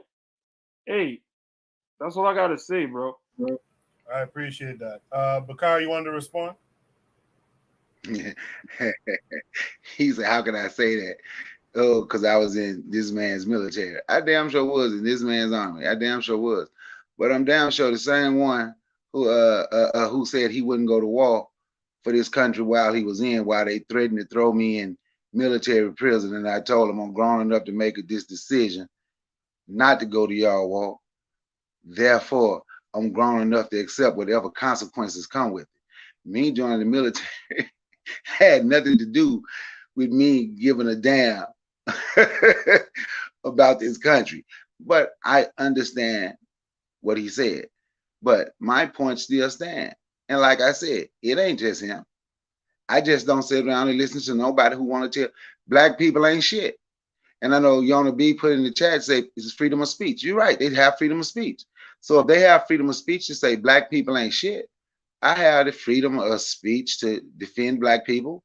And I have the freedom to say, I don't want to be around that type of shit. And that's me. I'm not telling nobody else to do what I do. That's why I turned off most of black. And for a minute, I thought it was just me. And I don't know if y'all even listened to a guy named Chris Harris. I had turned him off too. But he did a show last week, and it was called I'm Sick of Black YouTube.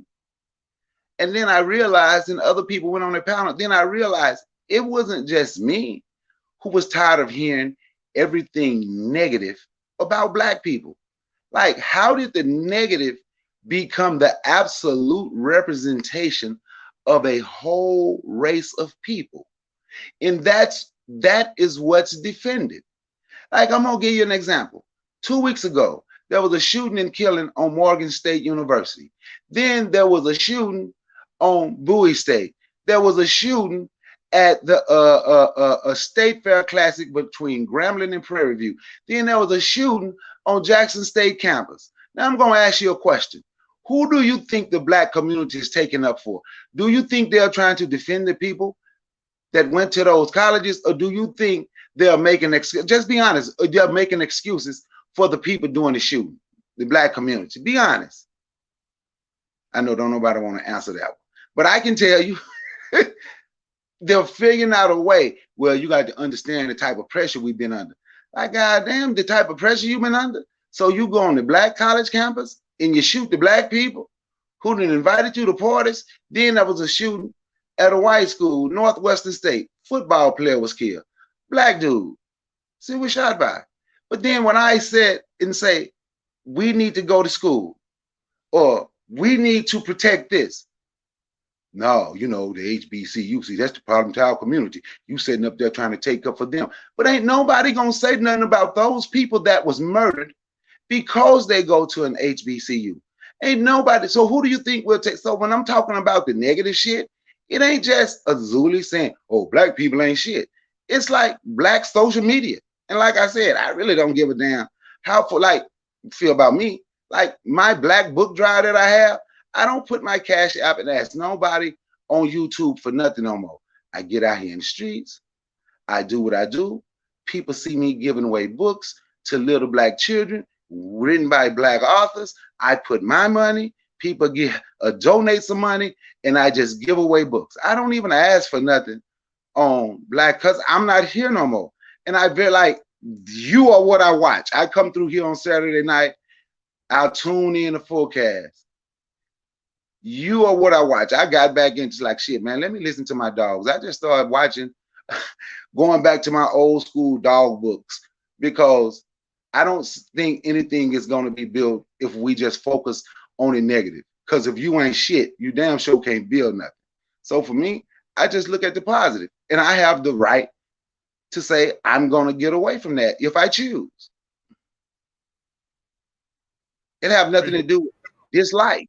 It really don't have anything to do with dislike, because it's not about whether I dislike somebody.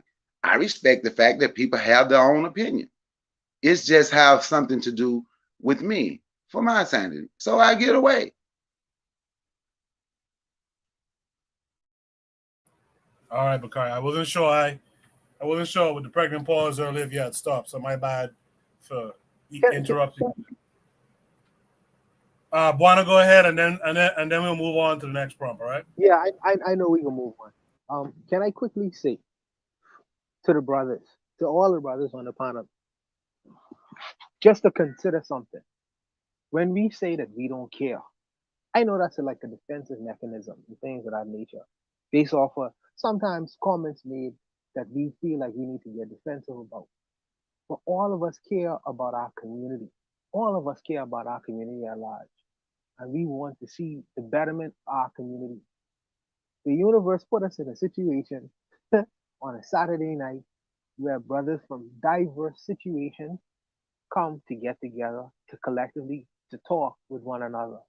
And I believe the universe, there's some organization to it. Let me put it like that. If by happenstance the universe put this collective of people, a men and women, in a room together. So I understand that the defensive mechanism is to say that I don't give a shit and I don't care or whatever, you know, what I mean, whoever. But I think that we do care about our community. We do care about our community. We do care about what another man thinks. To be honest with one another. To be honest. But I understand, you know, you have to play the whole charade or whatever. We in a situation where we could be beneficial, we could be of benefit to one another and working together. So we should consider the word from one another and care about what is expressed. So maybe it could not only teach the greater community who watching this example that men can talk and dialogue without cussing out one another, but we can learn from the experience and grow from it and move forward from it. So just consider that in terms of this whole indifference, because that's a facade. You know, we do care, so we should care in a way that is progressive and productive with one another. Let me put it like that. So I'll leave it there. I want to say something real quick. I'm saying that, hey, there's many ways to skin a cat. If you think it's okay to cuddle black people even when they're doing the F free, my only thing is I'm not cuddling you if you're doing some F shit. And if you did some F shit, I don't care if you're black, you need to go called out on it. So I think a lot of people do not like that. White. No, if a black person does some F shit, you should call them out too. That's the only way you move. We could grow. If you can't criticize your own people, and if it's by criticizing your own people, people think that you hate your black people. Hey, it is what it is. Like I said, I'm gonna disagree with what Buana just said. I really don't care, bro. You could and you could rule your county the way you want. I'll rule my county the way I want.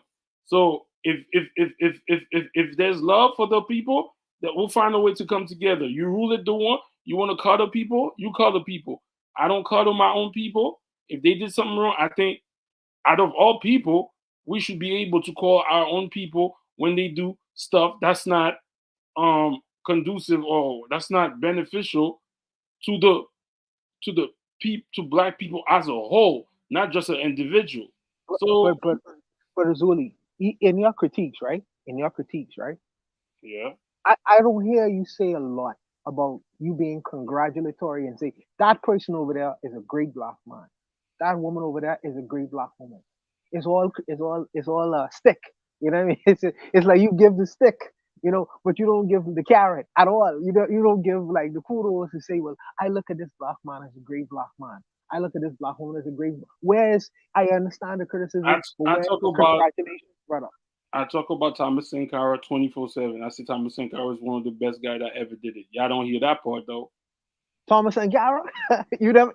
I don't even hear you talk about Desaline. What do you mean? But okay, Thomas okay, Sankara. okay. I talk about Patrice Lumumba. I even talk about the brother that they trying to what's his name from the Sudan, the one that I forgot his name, Idi Amin.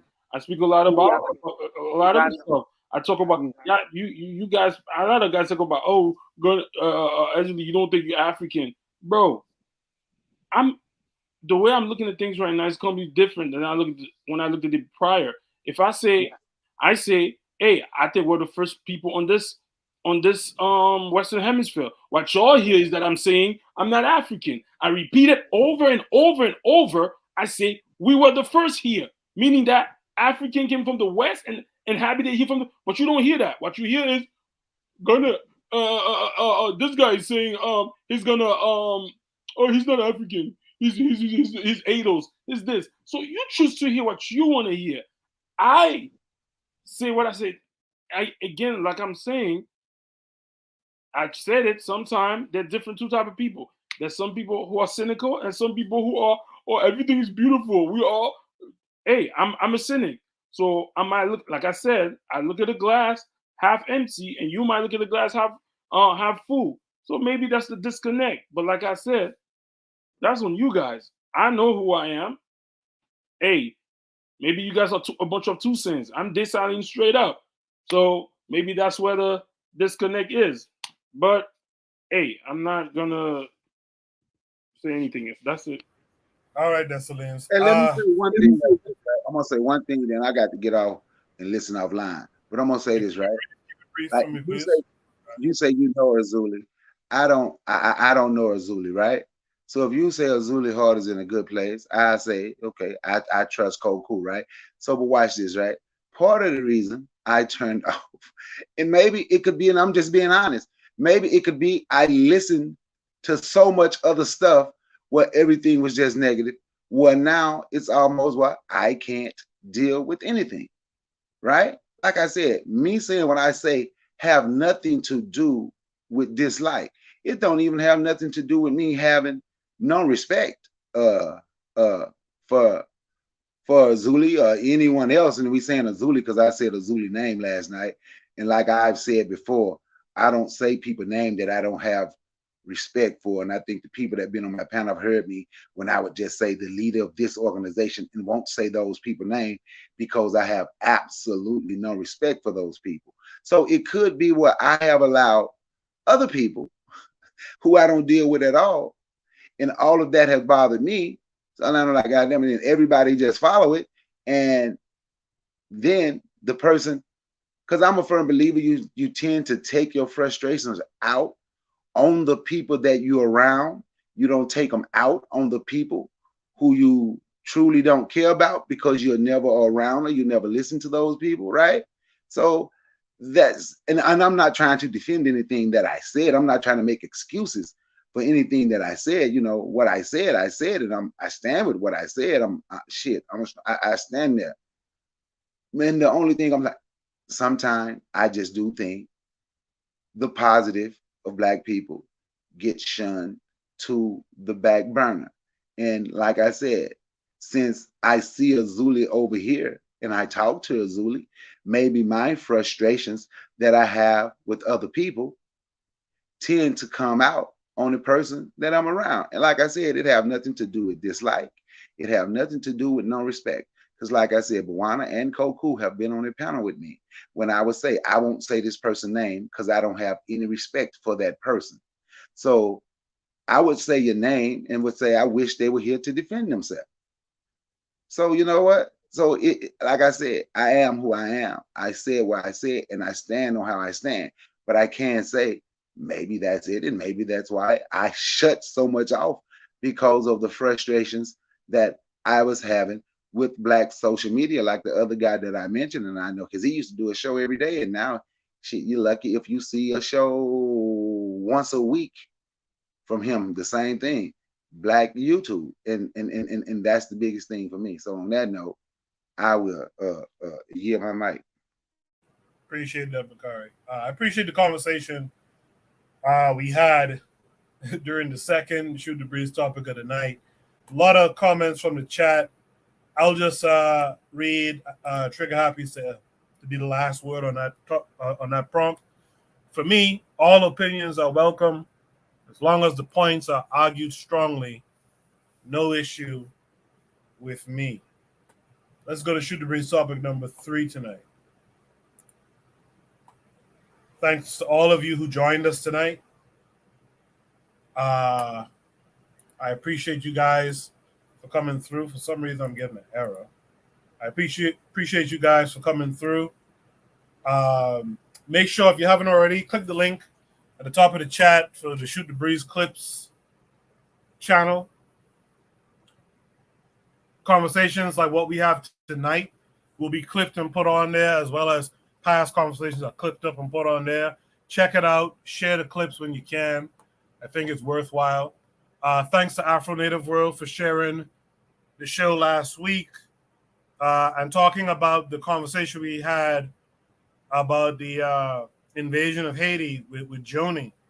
That got a lot of people tuned in to that episode this past week, so thanks for that. Let me just get right to it. Shoot the Breeze topic number 3 is, should we defend humanity when no one shows us being Black folks, Africans, when no one shows us humanity? This came with a link. Let me share it with you guys. We will watch it and then we will discuss. This guy's videos are popular on Shoot the Breeze. This is a Nefa Kari video as well. We back. Now, let me find out that Dr. Umar Johnson is subscribed to the channel. Let me find out that Dr. Umar Johnson is subscribed to the channel. Now, Dr. Umar Johnson has heard some of the criticism that he received because a few days ago, I dropped a video entitled, Dr. Umar Johnson Speaks on the Israel-Palestine Conflict. And I was speaking on the statement that Dr. Umar Johnson had put out regarding the entire, situation in the Middle East, right? And Umar basically said, listen, we got enough of our own issues, man. Y'all so passionate. Y'all riding for the Arabs, but you ain't even riding for your own people with the same energy and passion. And he was talking to the Black community, right? And as you already know, on that subject right there, I agree with Dr. Umar Johnson 100%. And I'm assuming that Dr. Umar Johnson had seen some of the backlash that he received on social media, right? Because as you already know, a lot of folks want to hold hands with the Arabs, so they took offense to what Dr. Umar Johnson had said. They were like, how dare you not stand with the Arabs? How dare you not stand with our Arab brothers, our Arab family members, our Arab cousins in the Middle East? And Dr. Umar Johnson had said, man, get out of here with that, man. Get out of here with that. So I'm going to play a clip from what Dr. Umar Johnson had said, responding to the haters. You know what I'm saying? Responding to the haters. And I'm going to come back with my commentary. Let's get into it. Run the footage. First of all y'all who got a problem with me because I said I'm focused on Black people's problems, well, guess what? You can stay mad. I'm focused on Black people's problems. Last time I checked, I was the creator of Unapologetically African. That's my concept. That's my movement that y'all done ran with, talking about you unapologetically African, but you afraid to say that you worried about your people's problems. Ain't nobody helping us. You got 27 million Africans in the Congo, displaced, environmental issues, hunger, poor health care. You got 1 million Ethiopians who've been murdered. You got Sudanese who have died. Ain't nobody said nothing about the Sudanese. Ain't nobody said nothing about the Ethiopians. Ain't nobody said nothing about the Congolese. But you want me to cry tears for the Arabs? No violence. But if you think I'm going to take time out of struggling for African people, if you think I'm going to stop my agenda to liberate my people to go cry for people who don't cry for me, if you think I'm going to stop what I'm doing and pay attention to what's going on over there when y'all don't even pay attention to what's going on in Africa, y'all don't pay attention to what's going on in Ethiopia, y'all don't pay attention to what's going on in the Congo. The greatest humanitarian crisis in the world is in the Congo, not the West Bank. I said the greatest humanitarian crisis in the world is in the Congo, not the West Bank, not the Gaza Strip, not Israel, but in the Democratic Republic of the Congo. So don't tell me I got to cry for whites and browns. I'm crying for black people, and I don't care who don't like it. I don't care who don't like it. The mother continent, I'm focusing on my people. This is Pan-Africanism or perish. You understand me? This is unify or die. They don't care about us. You got black people in Palestine facing racism.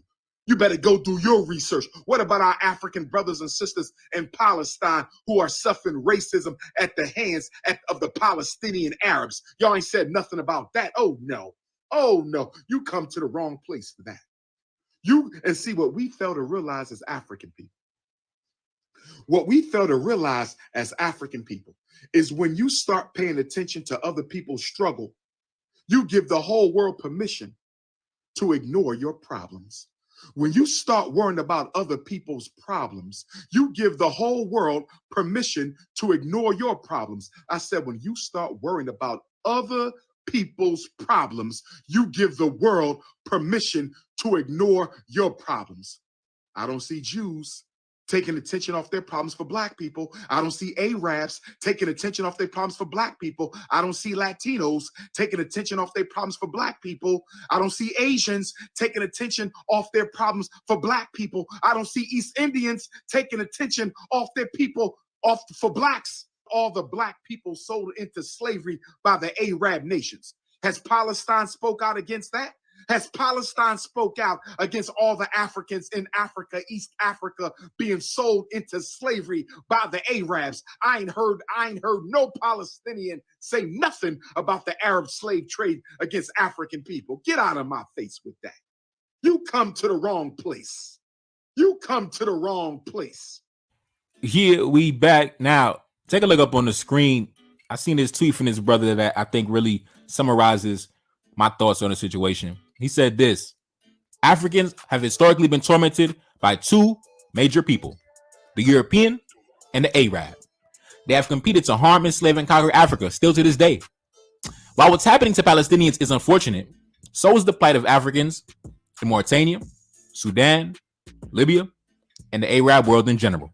And you can also throw Tunisia in there, because if you've been following the events in the past few months or the past year, then you know it was very hectic for our family in Tunisia. You know, the Arabs in Tunisia had our brothers and sisters and our women and our children running out of Tunisia for their lives, for real. So I know y'all don't care about that because you didn't make no noise for that. You didn't make any noise for that when it was happening. But now you want to tap, dance, and twerk and bust it open on a pole for the Arab. But anyways, let's talk about what happened to the family in Tunisia.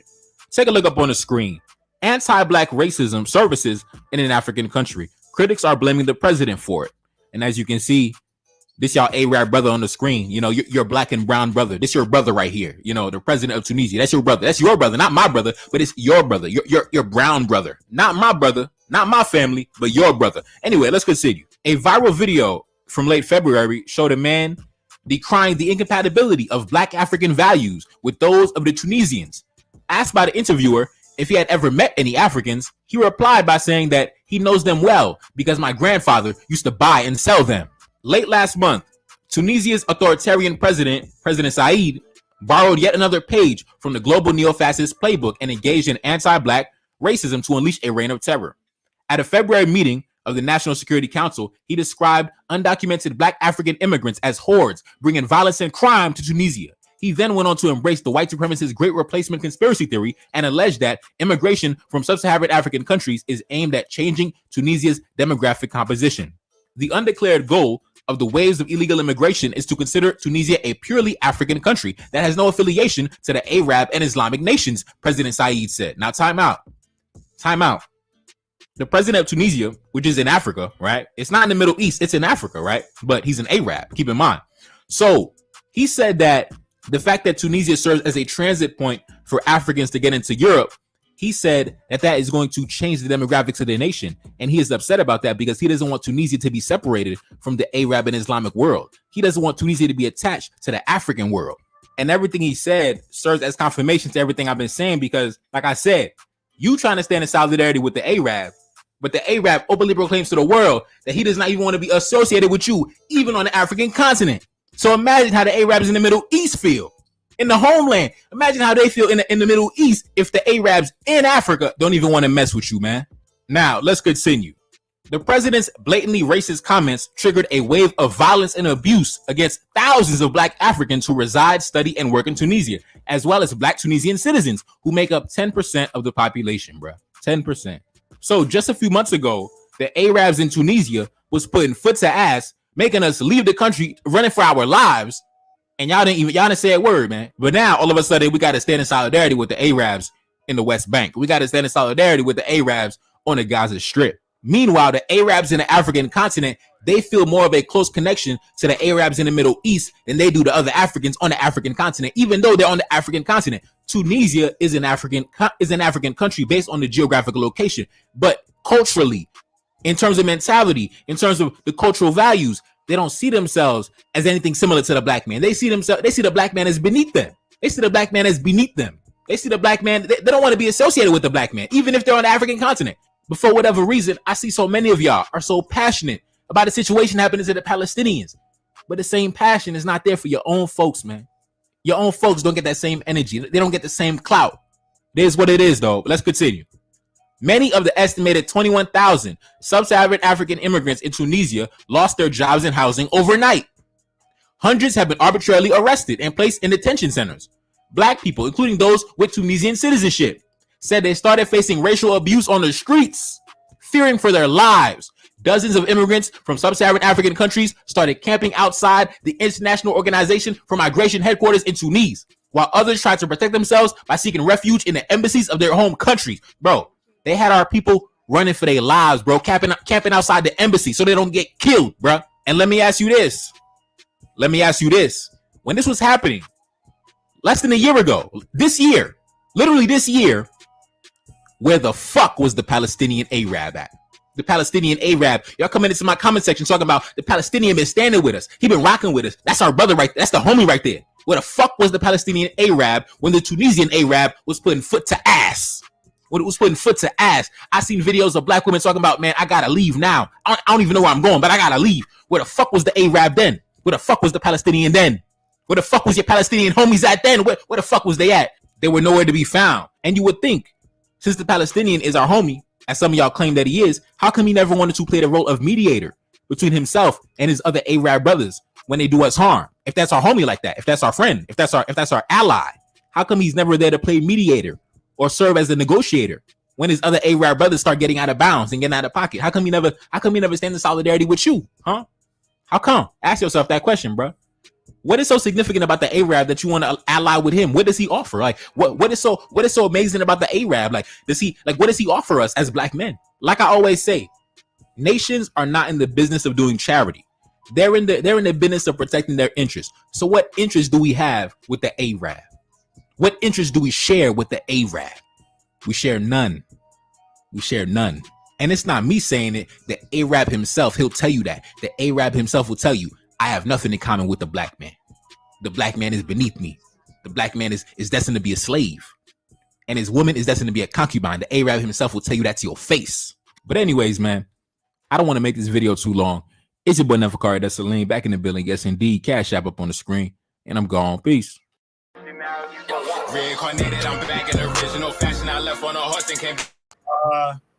That's Neferkari once again. Y'all invite that brother to the show. All the videos I be showing to him, y'all invite him to come. Same thing with Camji verse 2. Make sure those guys come through. Should be topic number 3 says, should we defend humanity but no one shows us humanity? Let me start with Black Steel, who's been chomping at the bit to talk about this one. What say you? So yeah, I don't like this dude.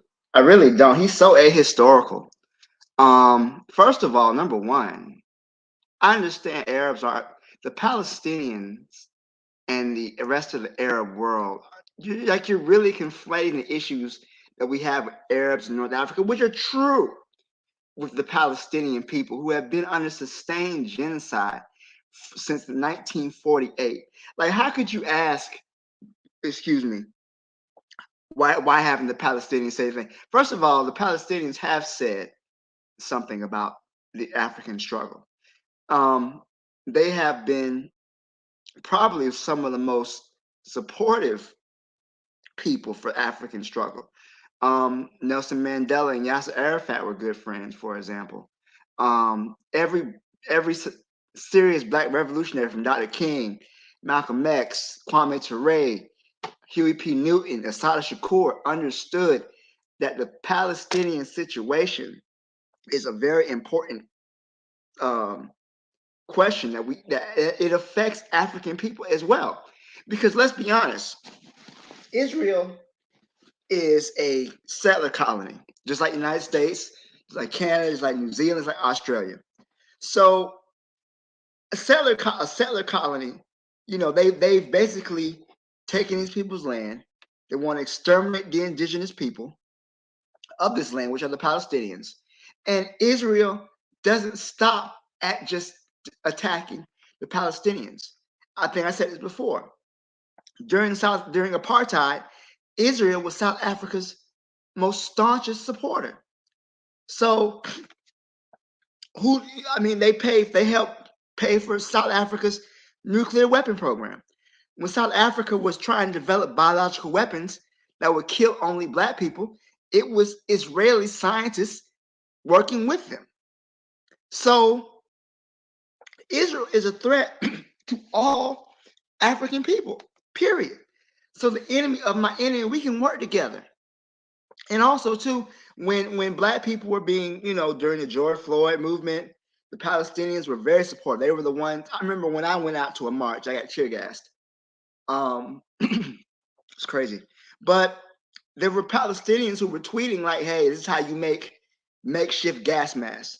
You could use milk to deal with the tear gas." And they were actually supportive, which is more than I can say for most of our so-called allies in this world. Israel uses the Palestinians as a laboratory for repression. So they perfect their techniques used to keep the Palestinians in place. They perfect them on those captive populations in Gaza and the West Bank, and they use them. I think it was Israeli, actually. I think it was Israeli. I don't know. But they use them against Americans. So many police forces get their training in Israel because Israel works as a laboratory. They can perfect their techniques in Israel on the Palestinians. They can then go and try those techniques in Black people in America, in the Caribbean, in Africa. All of that stuff takes place. So to say that I'm not talking about Arabs, I'm talking about Palestinians. I want to be laser focused here, because I certainly know there's issues between Black and Arabs, and that those issues are real. But I want to be laser focused on the people who are currently enduring genocide, who have a bomb dropped every 6 minutes on their home. People where 50% of the population are children. I don't mean to say that I don't care about what Black people don't look very care about situations, because I don't think you'll find someone who's a serious Pan-African who doesn't care about the Congo, doesn't care about Haiti. He doesn't care about what's going on for our people. But we can also understand that Zionism itself is a threat to every African person in the world, because truth be told, Israel was not the first place they wanted to settle. When Zionism was first created, they were looking for a homeland in Uganda. They were looking for a homeland in Madagascar. They ended up settling on Palestine because of the historic roots they have. But these could have very well been African people who were going through what the Palestinians are going through. And what is happening to the Palestinians is they want that for every people who resist their oppression. They want to be able to cage us up, lock us up.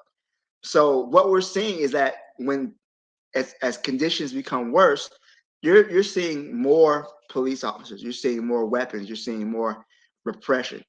The fate of the Palestinians could very well be the fate of all of us if we do not resist. So I'll leave it there, and I'll go ahead and let someone else speak. Thank you. Appreciate that, Black Steel. Buana, what say you? I hear what Black Steel had to say.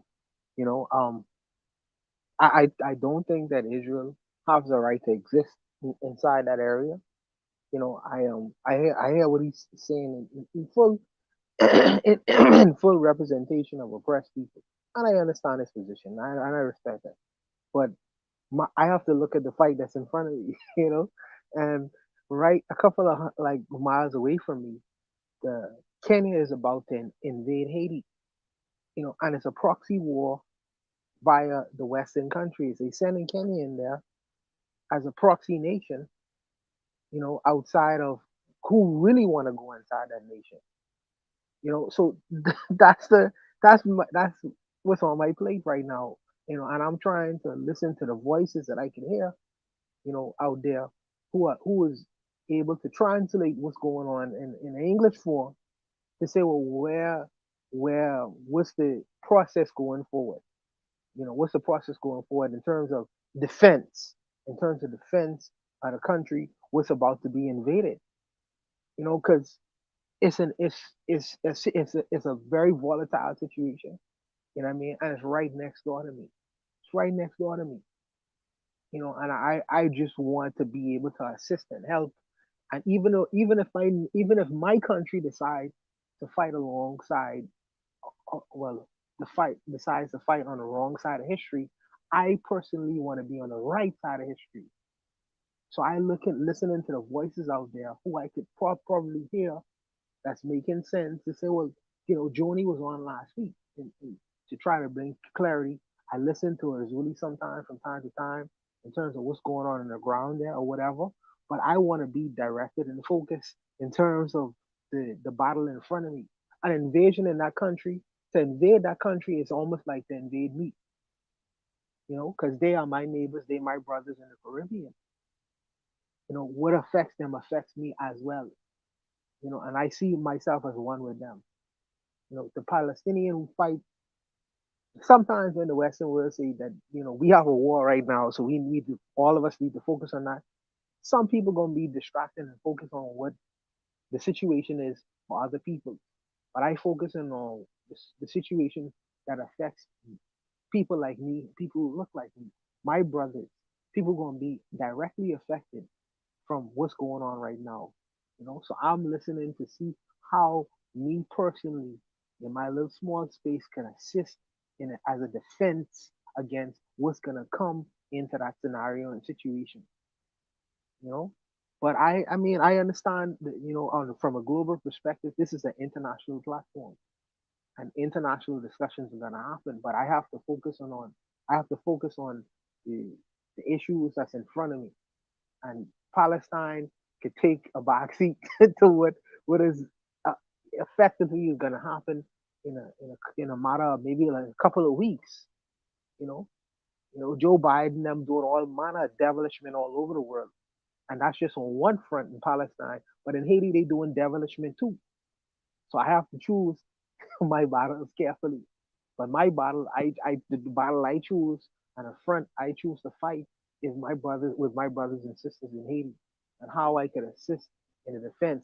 My Razuli say barbecue was a piece of shit last week, so now I have to renegotiate how I looking at him. I listening to the Asian people and how they talk about certain people.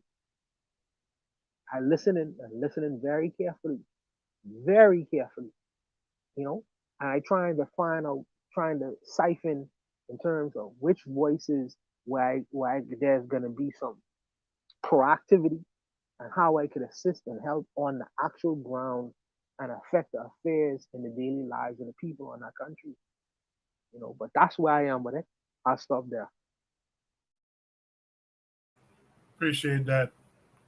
Juana, Razuli, you heard everything everyone else had to say. You see the chat. What say you? Oh, and by the way, shout out to forecasters out there, Joe, and anyone else who came in. Yana B as well. Razuli, go ahead. First I'm gonna say it's heartbreaking when children and women and men are dying on both sides. It's heartbreaking. But I say this. I'm Haitian. The Dominicans has been destroying the Haitians for years.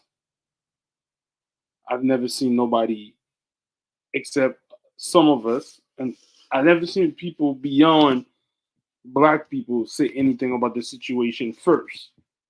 Until they give back North Africa to the Africans, I'm staying out of everything. Until they, a lot of people don't know, a lot of the Middle Eastern people migrate to the Caribbean and take over under the cover of night. They start holding, and I'm using Haiti specifically. A lot of Middle Eastern people move to Haiti and they become and build their riches in Haiti. They team up with the freaking Dominicans and all of that. So who am I? Like, this is I understand the loss of life is not a good thing, especially children and women and men too. But I'm like the brother said on the show, never carry this Eileen. That's not my fight because nobody's there when Haiti's going through this stuff. Nobody's there trying to prevent stuff from the beginning. So to be honest, I'm just like the brother, I'm just staying out of it, and because I don't really understand that whole area anyway. So who am I to go in and try to say this and that and the third? While they stole the whole North Africa from African people. They stole Egypt from African people. Until they are morally righteous and give back North Africa, I'm not putting my neck out for anything. But I'm gonna say that the loss of life is crazy. That they say we evolve. They say a lot of people believe in evolution, but it seems that all that smartness, all these therapy sessions, all of that, men still can't find a way to get along without the guns. So out of this, like the Buana just said, and y'all gonna hate me some more. When Kenya comes to Haiti, I'm cutting off Africa. I'm sorry. I'm sorry.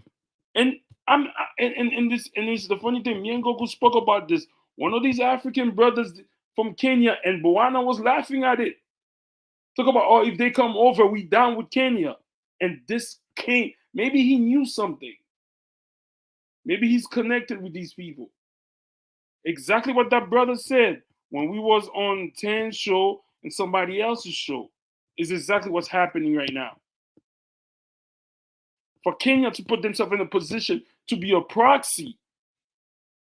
Not only did they team up with the U.S., they signed a deal with the Dominican Republic, who openly, not the people. I want to differentiate because a lot of the people and Haitian people they get along quietly, nicely on the border, but the government to do that, why didn't you step in yourself and say, something terrible is about to happen, and I'm telling you. I don't care what anybody say on this chat or not. I'm not rocking with the Africans like that. So I have my own stuff to worry about, but not me personally, but other people I have to worry about. I don't have to, like, there's a brother that got on there, the basketball player. I forgot his name. Bro, you was not even saying that about Chicago, the crime rate in Chicago. You didn't go into the city of Chicago. Yeah, you didn't go to the city of Chicago to help them out. You didn't go to Louisiana. I didn't see Stoudemire raise money for Flint, Michigan. I believe Stoudemire's a Zionist, so he's a Zionist. He doesn't support Palestinians either. He's a Zionist. I don't even know what that means, but what I'm just saying is this. What is Floyd? All of these people, I'm shocked. And I'm not saying for you not to it's a loss of life is you could never recreate life. Facts. But you don't tell me you calling out BLM, and BLM is another control opposite, whatever, and he's chastising black people because black people want to understand the dynamic of what's going on over there. A lot of black people don't understand it. A lot of people don't understand the issue of the Middle East. A lot of people, but for you to chastise black people, meanwhile, Flint, Michigan, No water. Louisiana, the Geechee people are losing their territories. Me, I'm just gonna stay out of it, and I'm really. It saddens me that people's lives, like how evolved we have evolved, and war is still the answer. Like that's crazy to me. They want to say we are the savages, but it seems that the people who are the leaders of the world, they still can't talk to each other without using guns and stuff like that. Me, I'm gonna stick to the problem that I deal with on the day-to-day basis. Waking up and going to work, this and that, trying to not to get killed in the street. And I'm looking at Haiti. I'm looking at the way the Kenya, like, bro, the genocides that's been going on in where were these people during the genocide that was going on in Africa? So I don't see them people giving back North Africa, Morocco. You genocided the natives that used to live up there. You don't belong there. So who am I to be like, oh, be, because somebody you attack somebody that got bigger guns than you, and that bigger gun is retired. Now you want us? I don't know. I don't understand the issue. So me, I'm gonna stay out of it. So, but it pains me that a lot of our people who don't even understand the issue are attacking black people for black people trying to make an educated, what is it? Analyzing the situation before they make that is crazy. That's what I'm gonna say about that.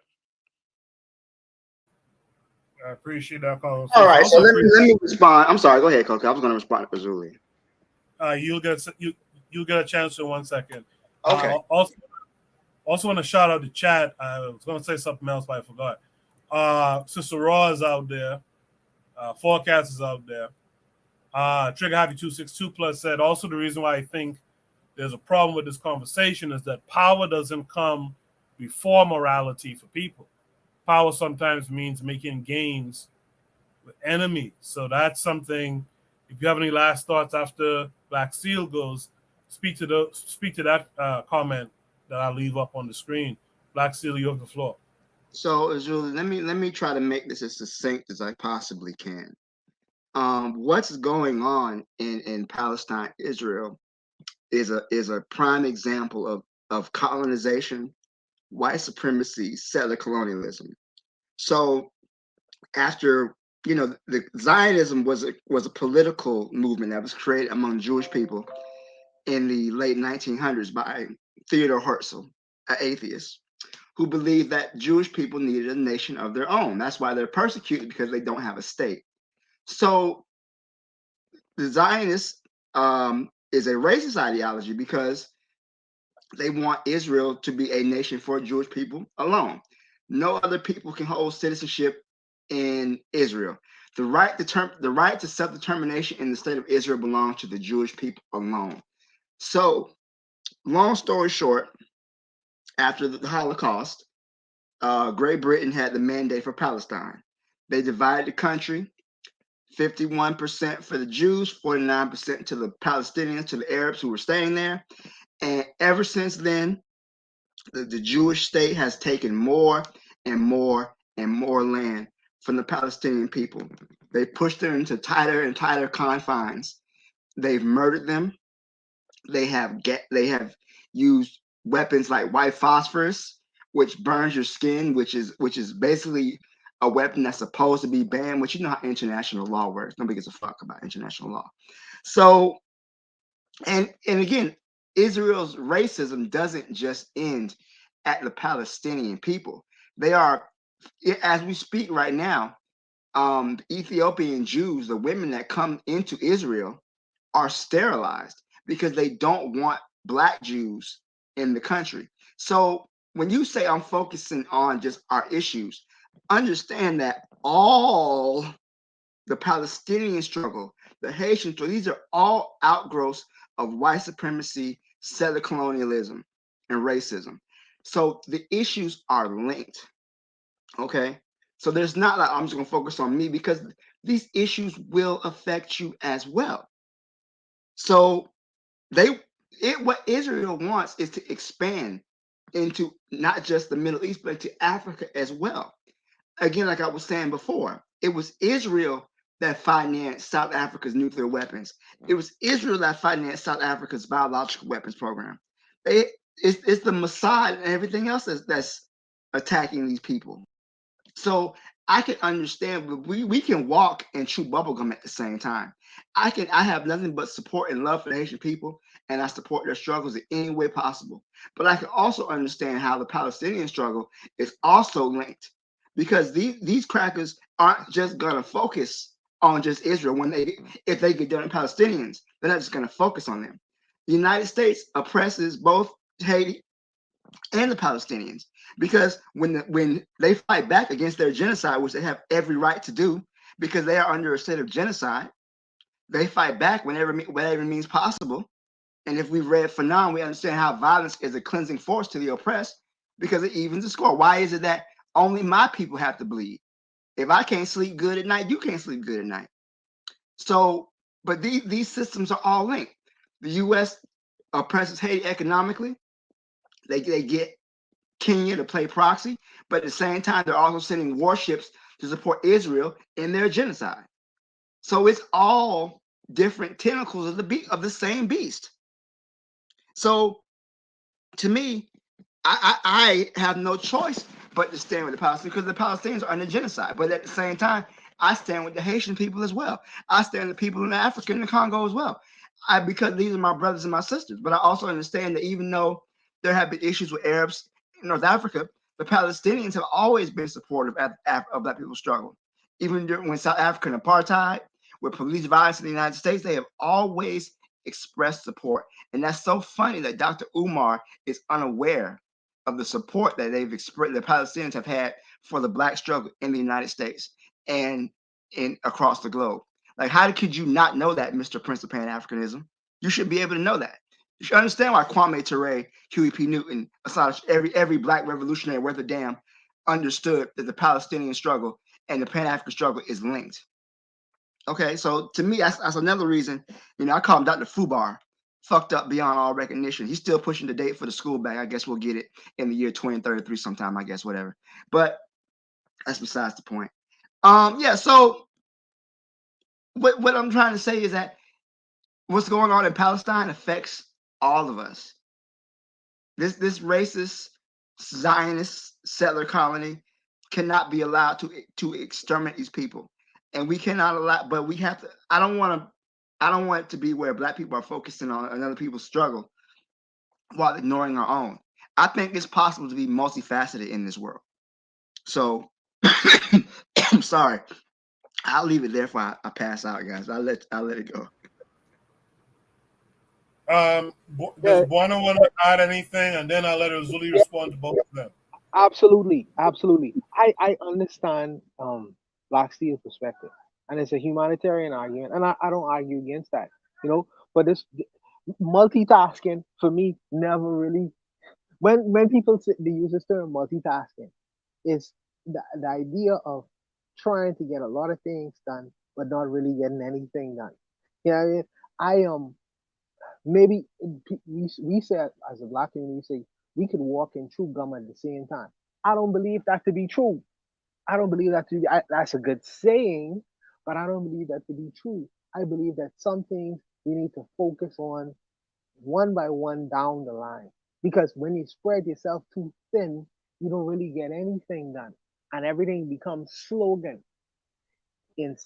Most of our people, if we being honest, there's a high concentration of people in South Florida and in Boston and in the Haitian people and in New York City. And we live around these communities, been living around these communities forever. You know what I mean? Now, the Palestinian people, yes, they have a struggle, and the struggle should be respected and represented. No one should be genocided. But I am focused. I think that we should focus on the battle before us and not spread ourselves so thin. And the battle that's before us right now is correcting. My battle. Let me speak for me. My battle is what is affecting me directly right now. I mean, I don't want to see another Caribbean country invaded, even if it's by proxy.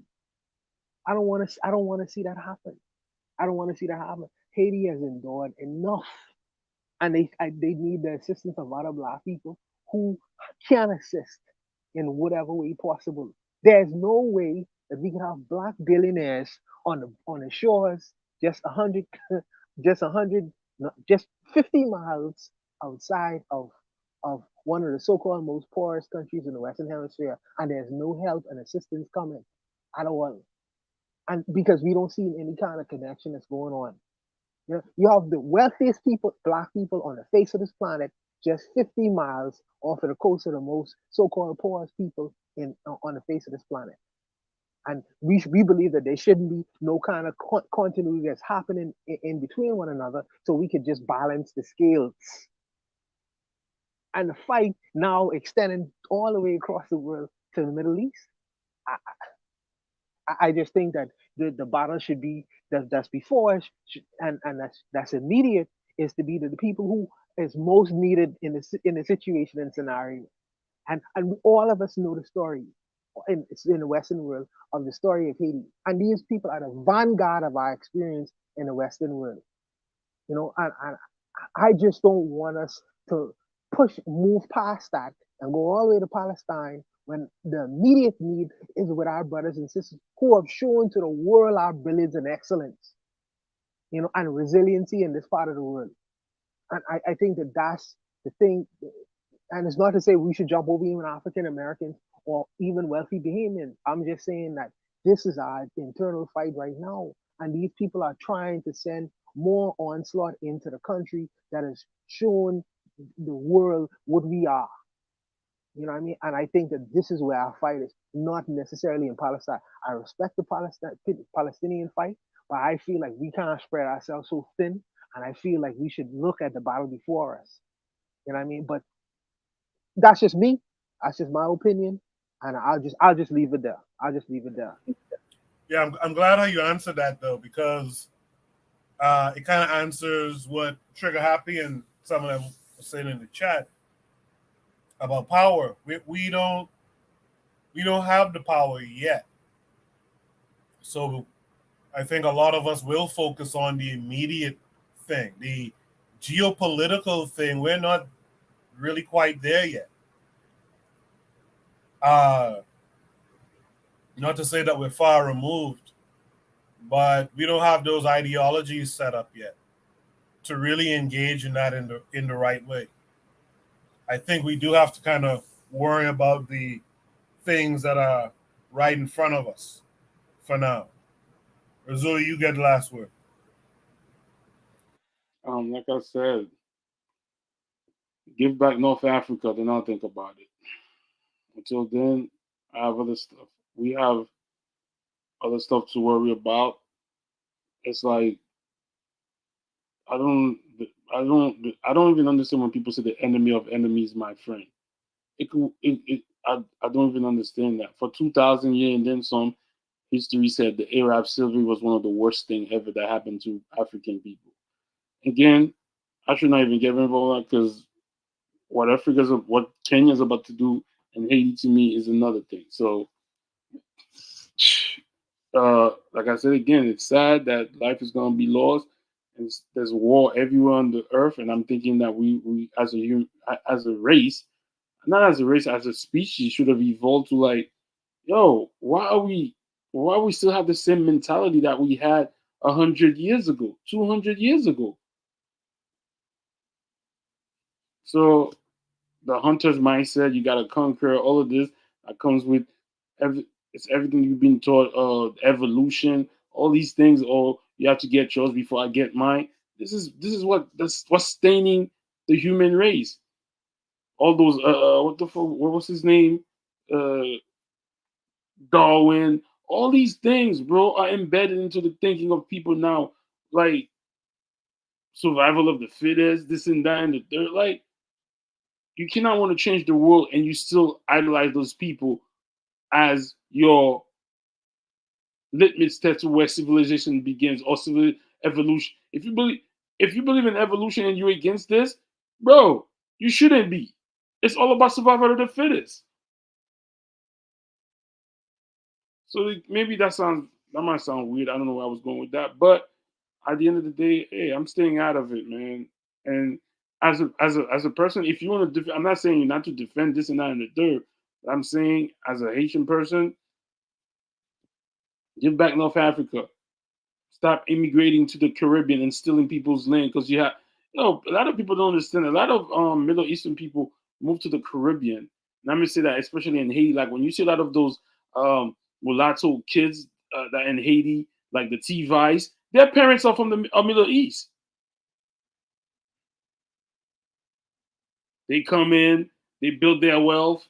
They think they're better than the Negroes of the island.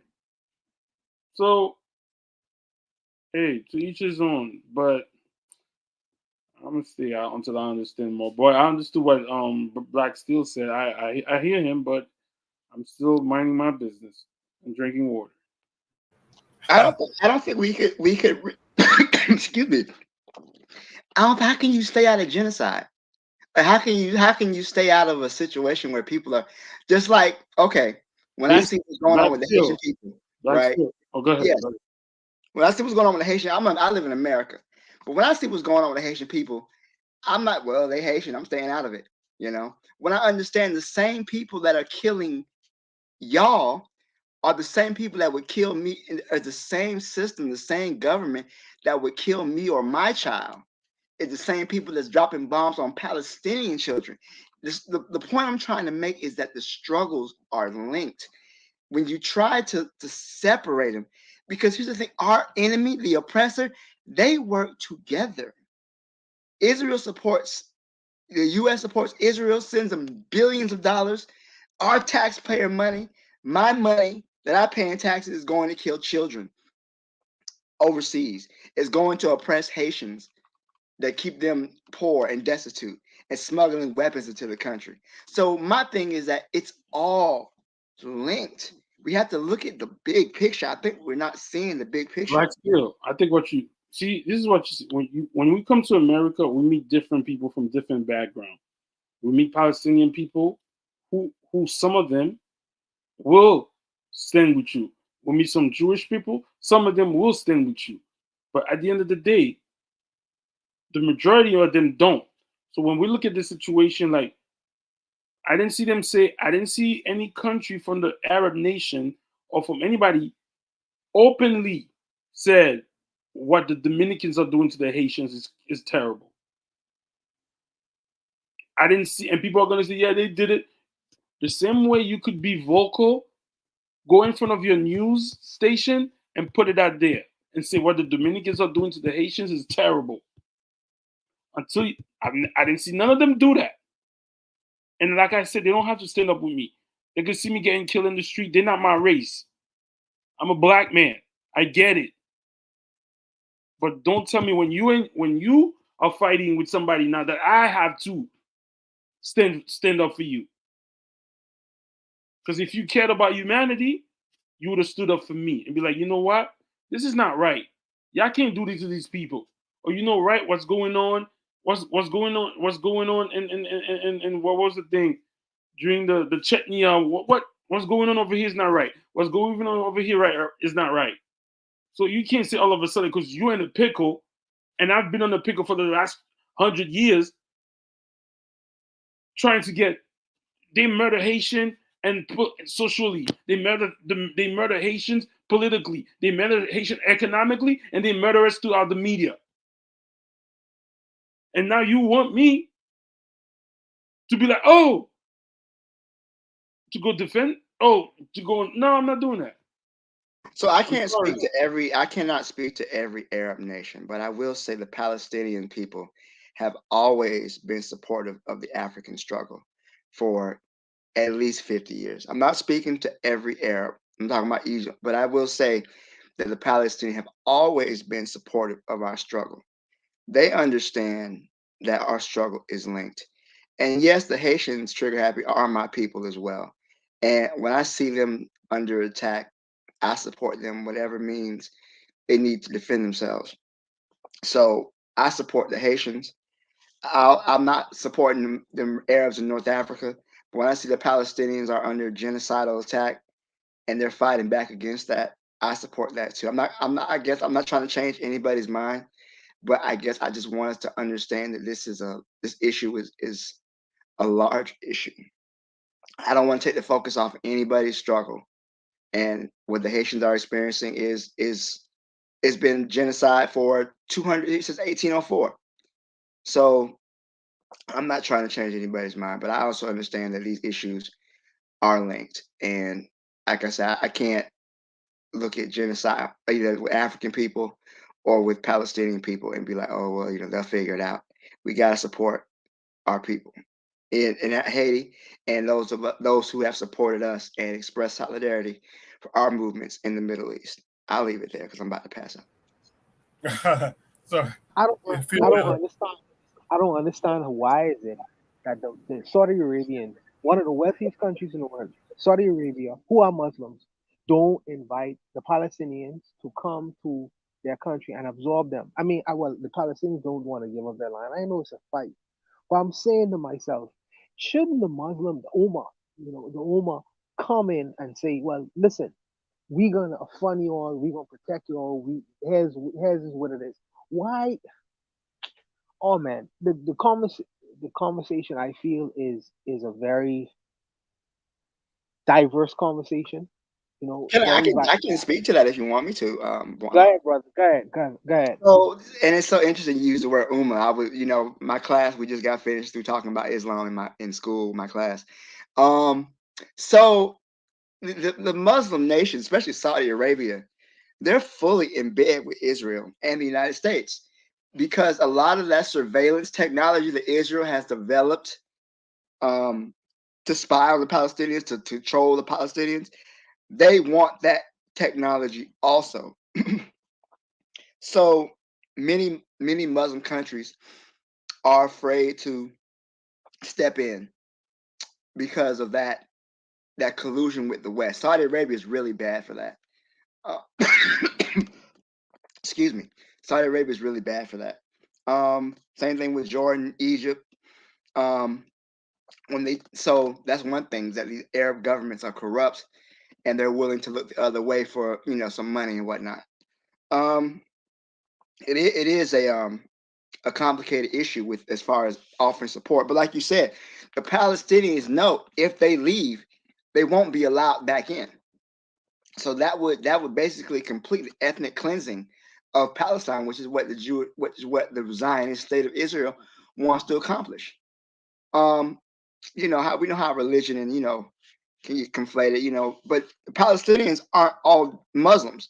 There's Christian Palestinians as well, who are coming under the same attack as their Muslim family members. So just remember that too, is that these Arab countries get their dollars from the U.S. and Israel.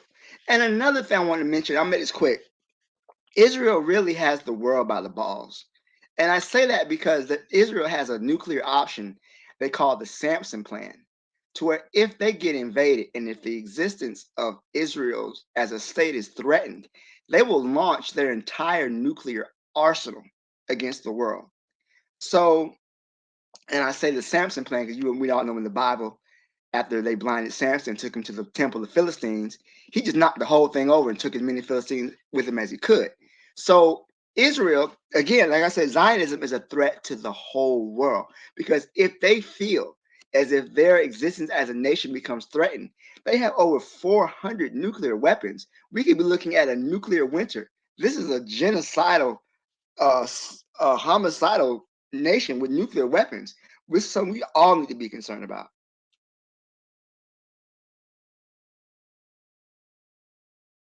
With the time that we have left, I'm gonna go to shoot the breeze topic number 4. I'll understand if we have to cut the conversation short on it, but we do have about 20, a little less than 20 minutes.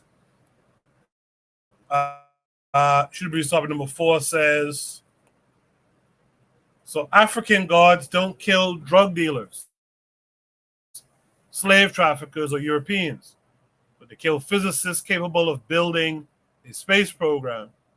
And we're supposed to welcome it back uncritically. Is this an L and a pass?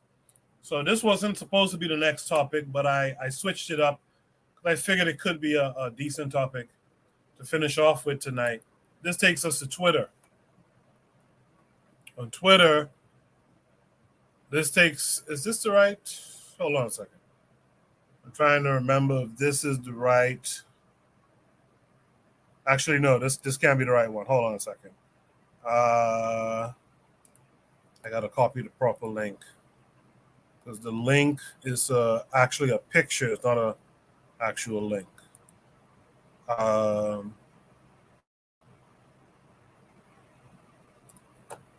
Sorry about this. Just have to go back into Discord. And you guys, if you're not on Discord, join the Discord. Link is at the top of the chat.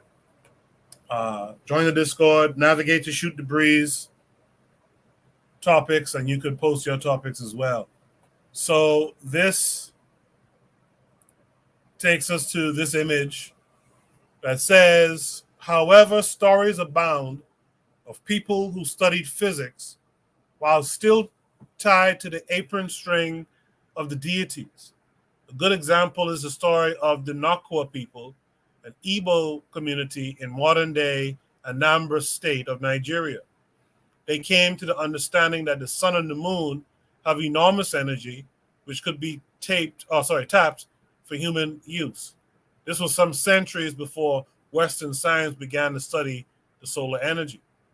They wanted to generate electric current from the moon and the sun. The sun was a positive force and the moon the negative. They had theorized that to generate electric power, or oku enu, as they call it, which would shine and be of other uses in both day and night, the energies of the sun and the moon would have to be tapped. These people also believe that the moon is a planet and that life can survive on it. They develop apparatuses for studying the distance of the moon from the earth. Thus, before Western science thought of going to the moon and the outer space, Nakwa people had reached this understanding some centuries earlier. However, in one of the experiments at understanding the possible distance of the moon from the earth, the deity of the people had roared and deafened everyone present. That night, as report has it, it was only 1 out of the 12 astronauts that came down from the top of the Iroko tree. The rest were never seen. The terror of that night persuaded these Africans to abandon research in this direction for fear of incurring further the wrath of their deity. Had they gone ahead, Africa might have been the first to put man on the space, invent solar energy and the likes as far back as the 17th century AD, when people in Europe were still using oil lamps, riding on horsebacks, and occupied with the Reformation. That's that. This is from that book. The title is escaping me now. Trigger Happy would know it. He posted it and only did a reading. I don't know how far only got with the reading, but only did a reading from the book. And I began reading the book too, and something in the preface of the book had me pondering shit for hours. I'll say that. Maybe I'll share it later, but I'll say that, we did have our own scientific understanding, our own thinking and way of seeing things. And if you allow yourself to decolonize your mind and you take in some of that information of the way we saw things, you'll realize that we were a very interesting people compared to this European. We were a very interesting people, and we had a way of looking at some things that shows that we understood. We tried to put knowledge and understanding first, and then we put value on things. The European does it the opposite way. He puts value on things first. But when you see it, when you allow yourself to break away from what they taught you, it's really a beautiful thing. I'll end it there for now, and I might return and tell you what was the example. But look into that stuff. Look into that book. Trigger, repost the book if you don't mind, if you haven't already. But look into that. Look into that book. With that said, Azuli, what say you to what I just read?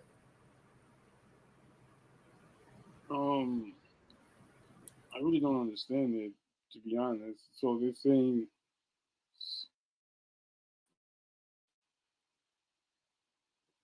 I don't know if we're looking at this. Maybe that whole thing is again going against African spirituality. So African guys don't kill drug dealers, slave traffickers, or European, but they kill people doing building space. Who else? Who gets to verify this? How do we know this is true? What they said. So I don't. This is somebody else did not make up my mind. Well, this was said from the author who comes from the people with this cosmology, if you will. So this is his ancestors' stories being passed down. The Dogon people, like that, those type of people. I think it's the Nakwa people he mentioned. Well, again, if we were capable of doing that and we didn't, then based on some superstition, I mean, then that's crazy too. Then like we had a conversation before Google. Maybe somebody brought us the book and we rejected it. I don't know. If they saying, and what's the name of the book? Because I've never heard of this. This is just amazing to me. But I don't know. I'll pass on this one. I'm just making my mind with it as I'm hearing you talk about it, bro. Yeah, if you guys look in the chat, Trigger Happy posted the Google Drive link. That may or may not be the one only posted last week, but that's where I got the physical book because I was about to buy it. When Trigger mentioned, I said, let me jump online and purchase it. We only presented the link. So if you guys want it, click that link in the chat and you could get the book. That still doesn't tell us the name of the book. I can't remember the name. While the next speaker is speaking, I guess I'll look it up. But Black Steel, what say you next? It's called Introducing African Science, I think. I just clicked on it. So. All right. So what I think about this is that the question is African guys don't kill drug dealers, say traffic Europeans. But European guys don't do that either. Allah has never killed anyone outside of the Quran. Yahweh hasn't killed anyone outside of the Bible. It's only the believers who do the killing. But it's the belief in these gods that shape your ideology. So what it is that understand that these gods, like I said, European gods aren't out here killing people. Do you think it was the Europeans? You think it was Jesus that was threatening to kill Galileo for telling the truth about the earth revolves around the sun? No, that would have been the Inquisition would have pulled his tongue out. So imagine if, okay, you got this scientific discovery, but you're going to sit back and let God punish you. It's not going to happen. Yahweh's not going to punish him. Allah's not going to punish. It's always the believers. But it's a belief in these gods and these deities and this religion that shapes your ideology. So again, I don't think any African guys are not going to be the ones killing anybody for doing anything. Just like Jesus didn't kill anybody. You never see Jesus do his own dirty work. It's always these people who believe in him. It's always the Christians that are out here killing the people, not Jesus himself. But so yeah, I as far as the prompt, that I don't believe that African guys are doing that. I believe that it's the religion that shapes the ideology of a people. And I'll leave it there. Thank you, Yes, sir. Thank you, Black Steel. I guess I'll try to fill in a little bit here. Like I said last week about the Israelis, someone on Twitter posted Israelis aren't winning because of their God. They're winning because of their whiteness. And it reactivated a thought I've had for a long time based on an observation I've had. I've watched these Israeli people. Some of these people, they're just white people anyway, right? And some of these people, you wouldn't even know they're Israeli until something comes up and they got to go by a synagogue. Then they slap this little hat on. They then literally slap. They don't care if that shit on the side, to the back, tilted to the front. They slap that shit on and go up in the synagogue and do whatever you're supposed to do while you're in there. They don't really care about that shit. They don't really care about it. They don't really take it seriously. But they talk about it and they do it because their ancestors did it. They came to the understanding, I believe, that it makes more sense for me to talk about what my ancestors talked about than to sit up here and talk about some shit someone else's ancestors talked about, right? Black Seal's going to drop off because, he's been sick up here. We appreciate him for coming through. And so that made me realize, you know what?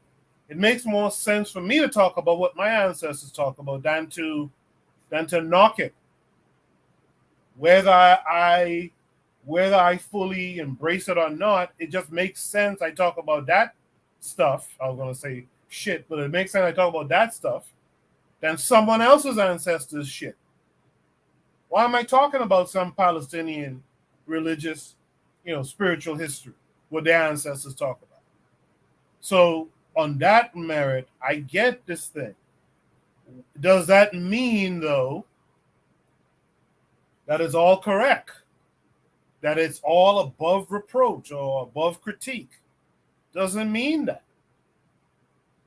And we should be open to critique of the things that we did that did work versus the things that didn't work. It's all right. It's now if you want to argue that maybe it's not okay at this present time and moment because you're trying to get people to return to this concept of being African, I could sit down and shoot the breeze on you with that one. I could actually sit down and shoot the breeze. If you're saying that right now we're trying to get people to buy in, we don't have the space to knock this stuff publicly, I might could sit down and have conversations with you about that one. I could see that. But some of this stuff has to be criticized. Y'all let lightning, a natural phenomenon, just scare y'all off from what could have been? No, you could get criticized for that. We can't let that happen again. We can't let natural phenomenon, because it rained, and our knee hurt just before it rained. We can't just stop us because of rain.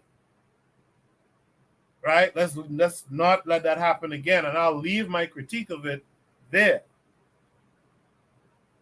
But this stuff has to have some critique. Maybe we're not in that place yet. If we still trying to get people to buy in to the ideology. Now, with that said, I'll leave it to Buana, and if Razuli wants to come back and comment, let me know.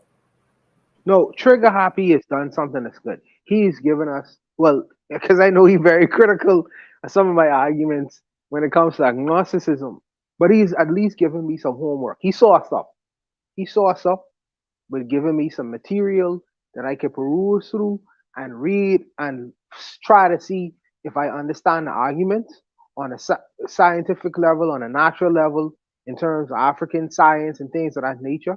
I will give him a fair hearing, and I'll be objective. I ain't gonna be subjective about the whole what I read. Since he gave me some actual information to follow up, I will read these documents that he suggested and hear what the arguments are. And I'm not gonna conclude until I actually read to the sources that he would have given me, and I'll be fair in terms of what I understand from it. So I would just leave that argument there since the time is short.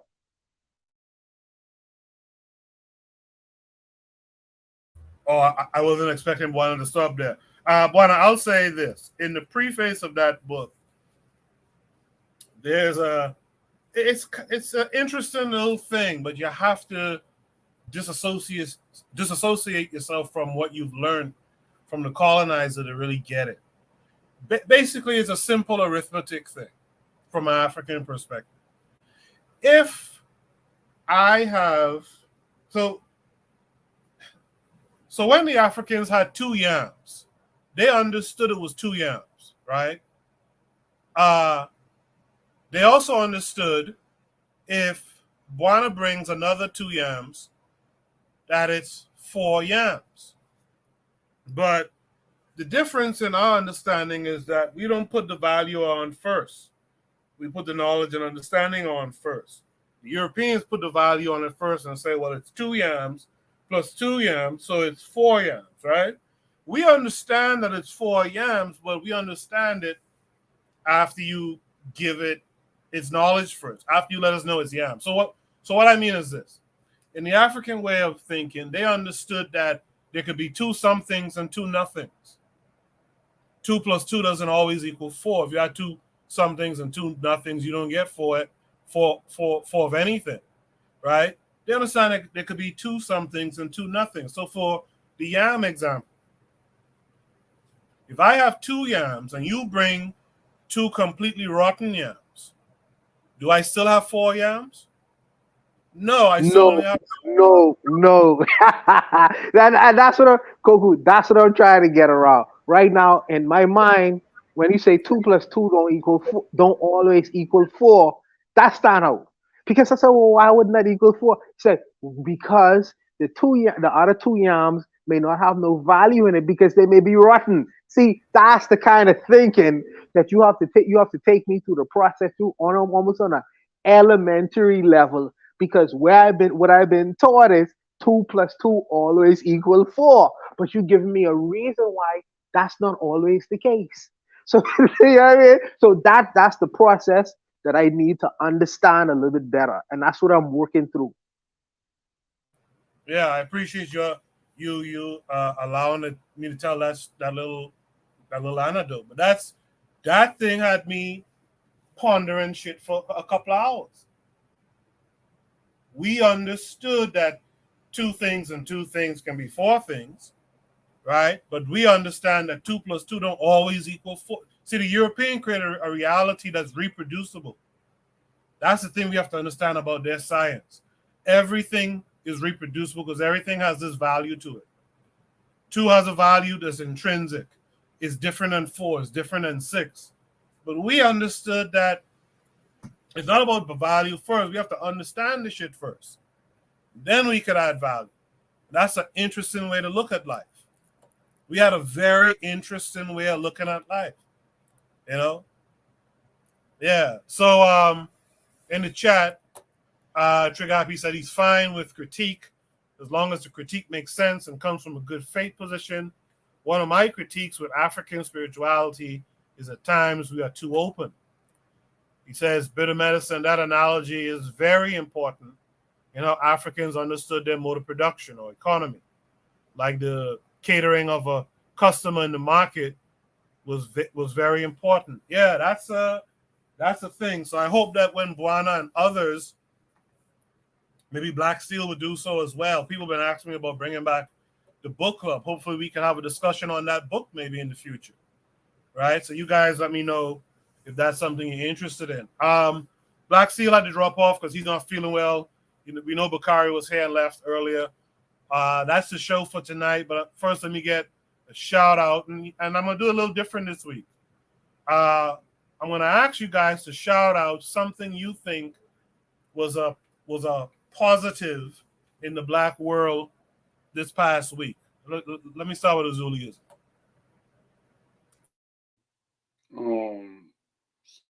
Positive. I don't know. I didn't see anything positive. Not to say please nothing positive happened, but I don't. Okay. No, there's something positive. It was on a local level. Somebody sent me a video of one guy protesting against the Dominican products, telling people not to buy there. It was like in Newkirk in Brooklyn. He was all by himself. He had a little thing and say, "Yo, don't buy Dominican product because they are destroying Haiti and the people of Haiti." I guess that's a positive thing.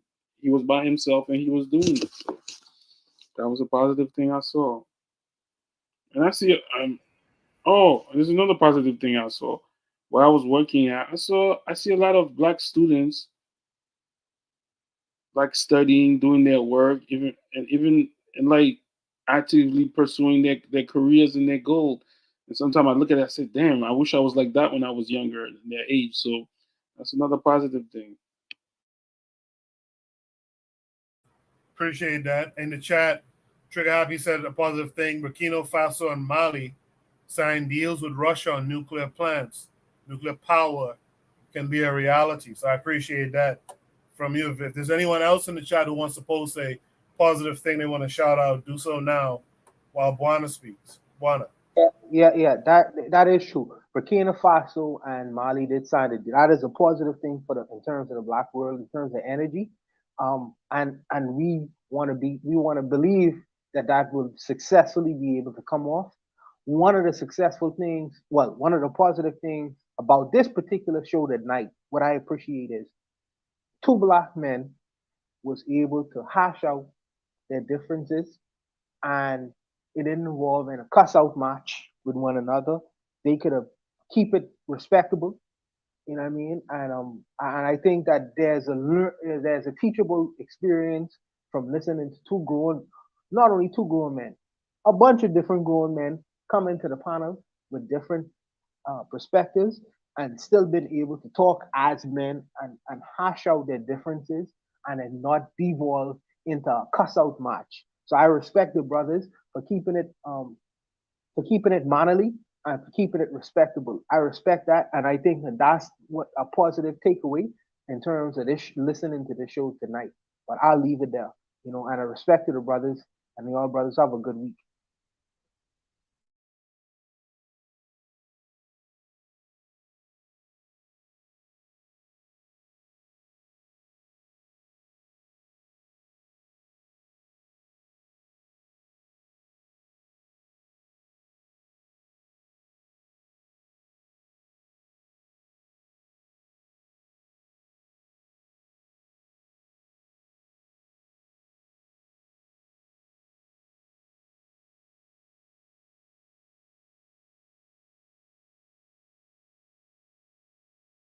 One, two. I guess Koku is not able.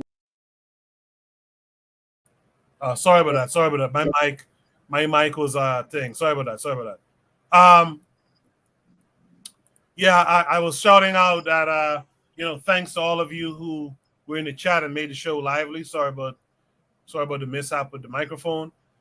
Thanks to Buana. Thanks to Azuliism. I guess the positive for me this week is that we had a good conversation once again.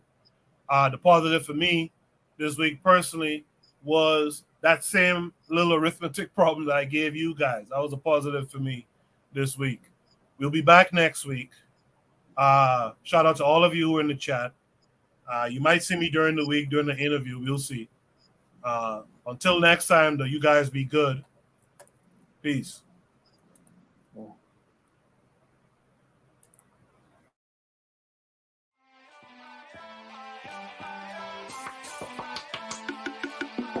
Thanks for listening to the Bitter Medicine Podcast with your host, Koku.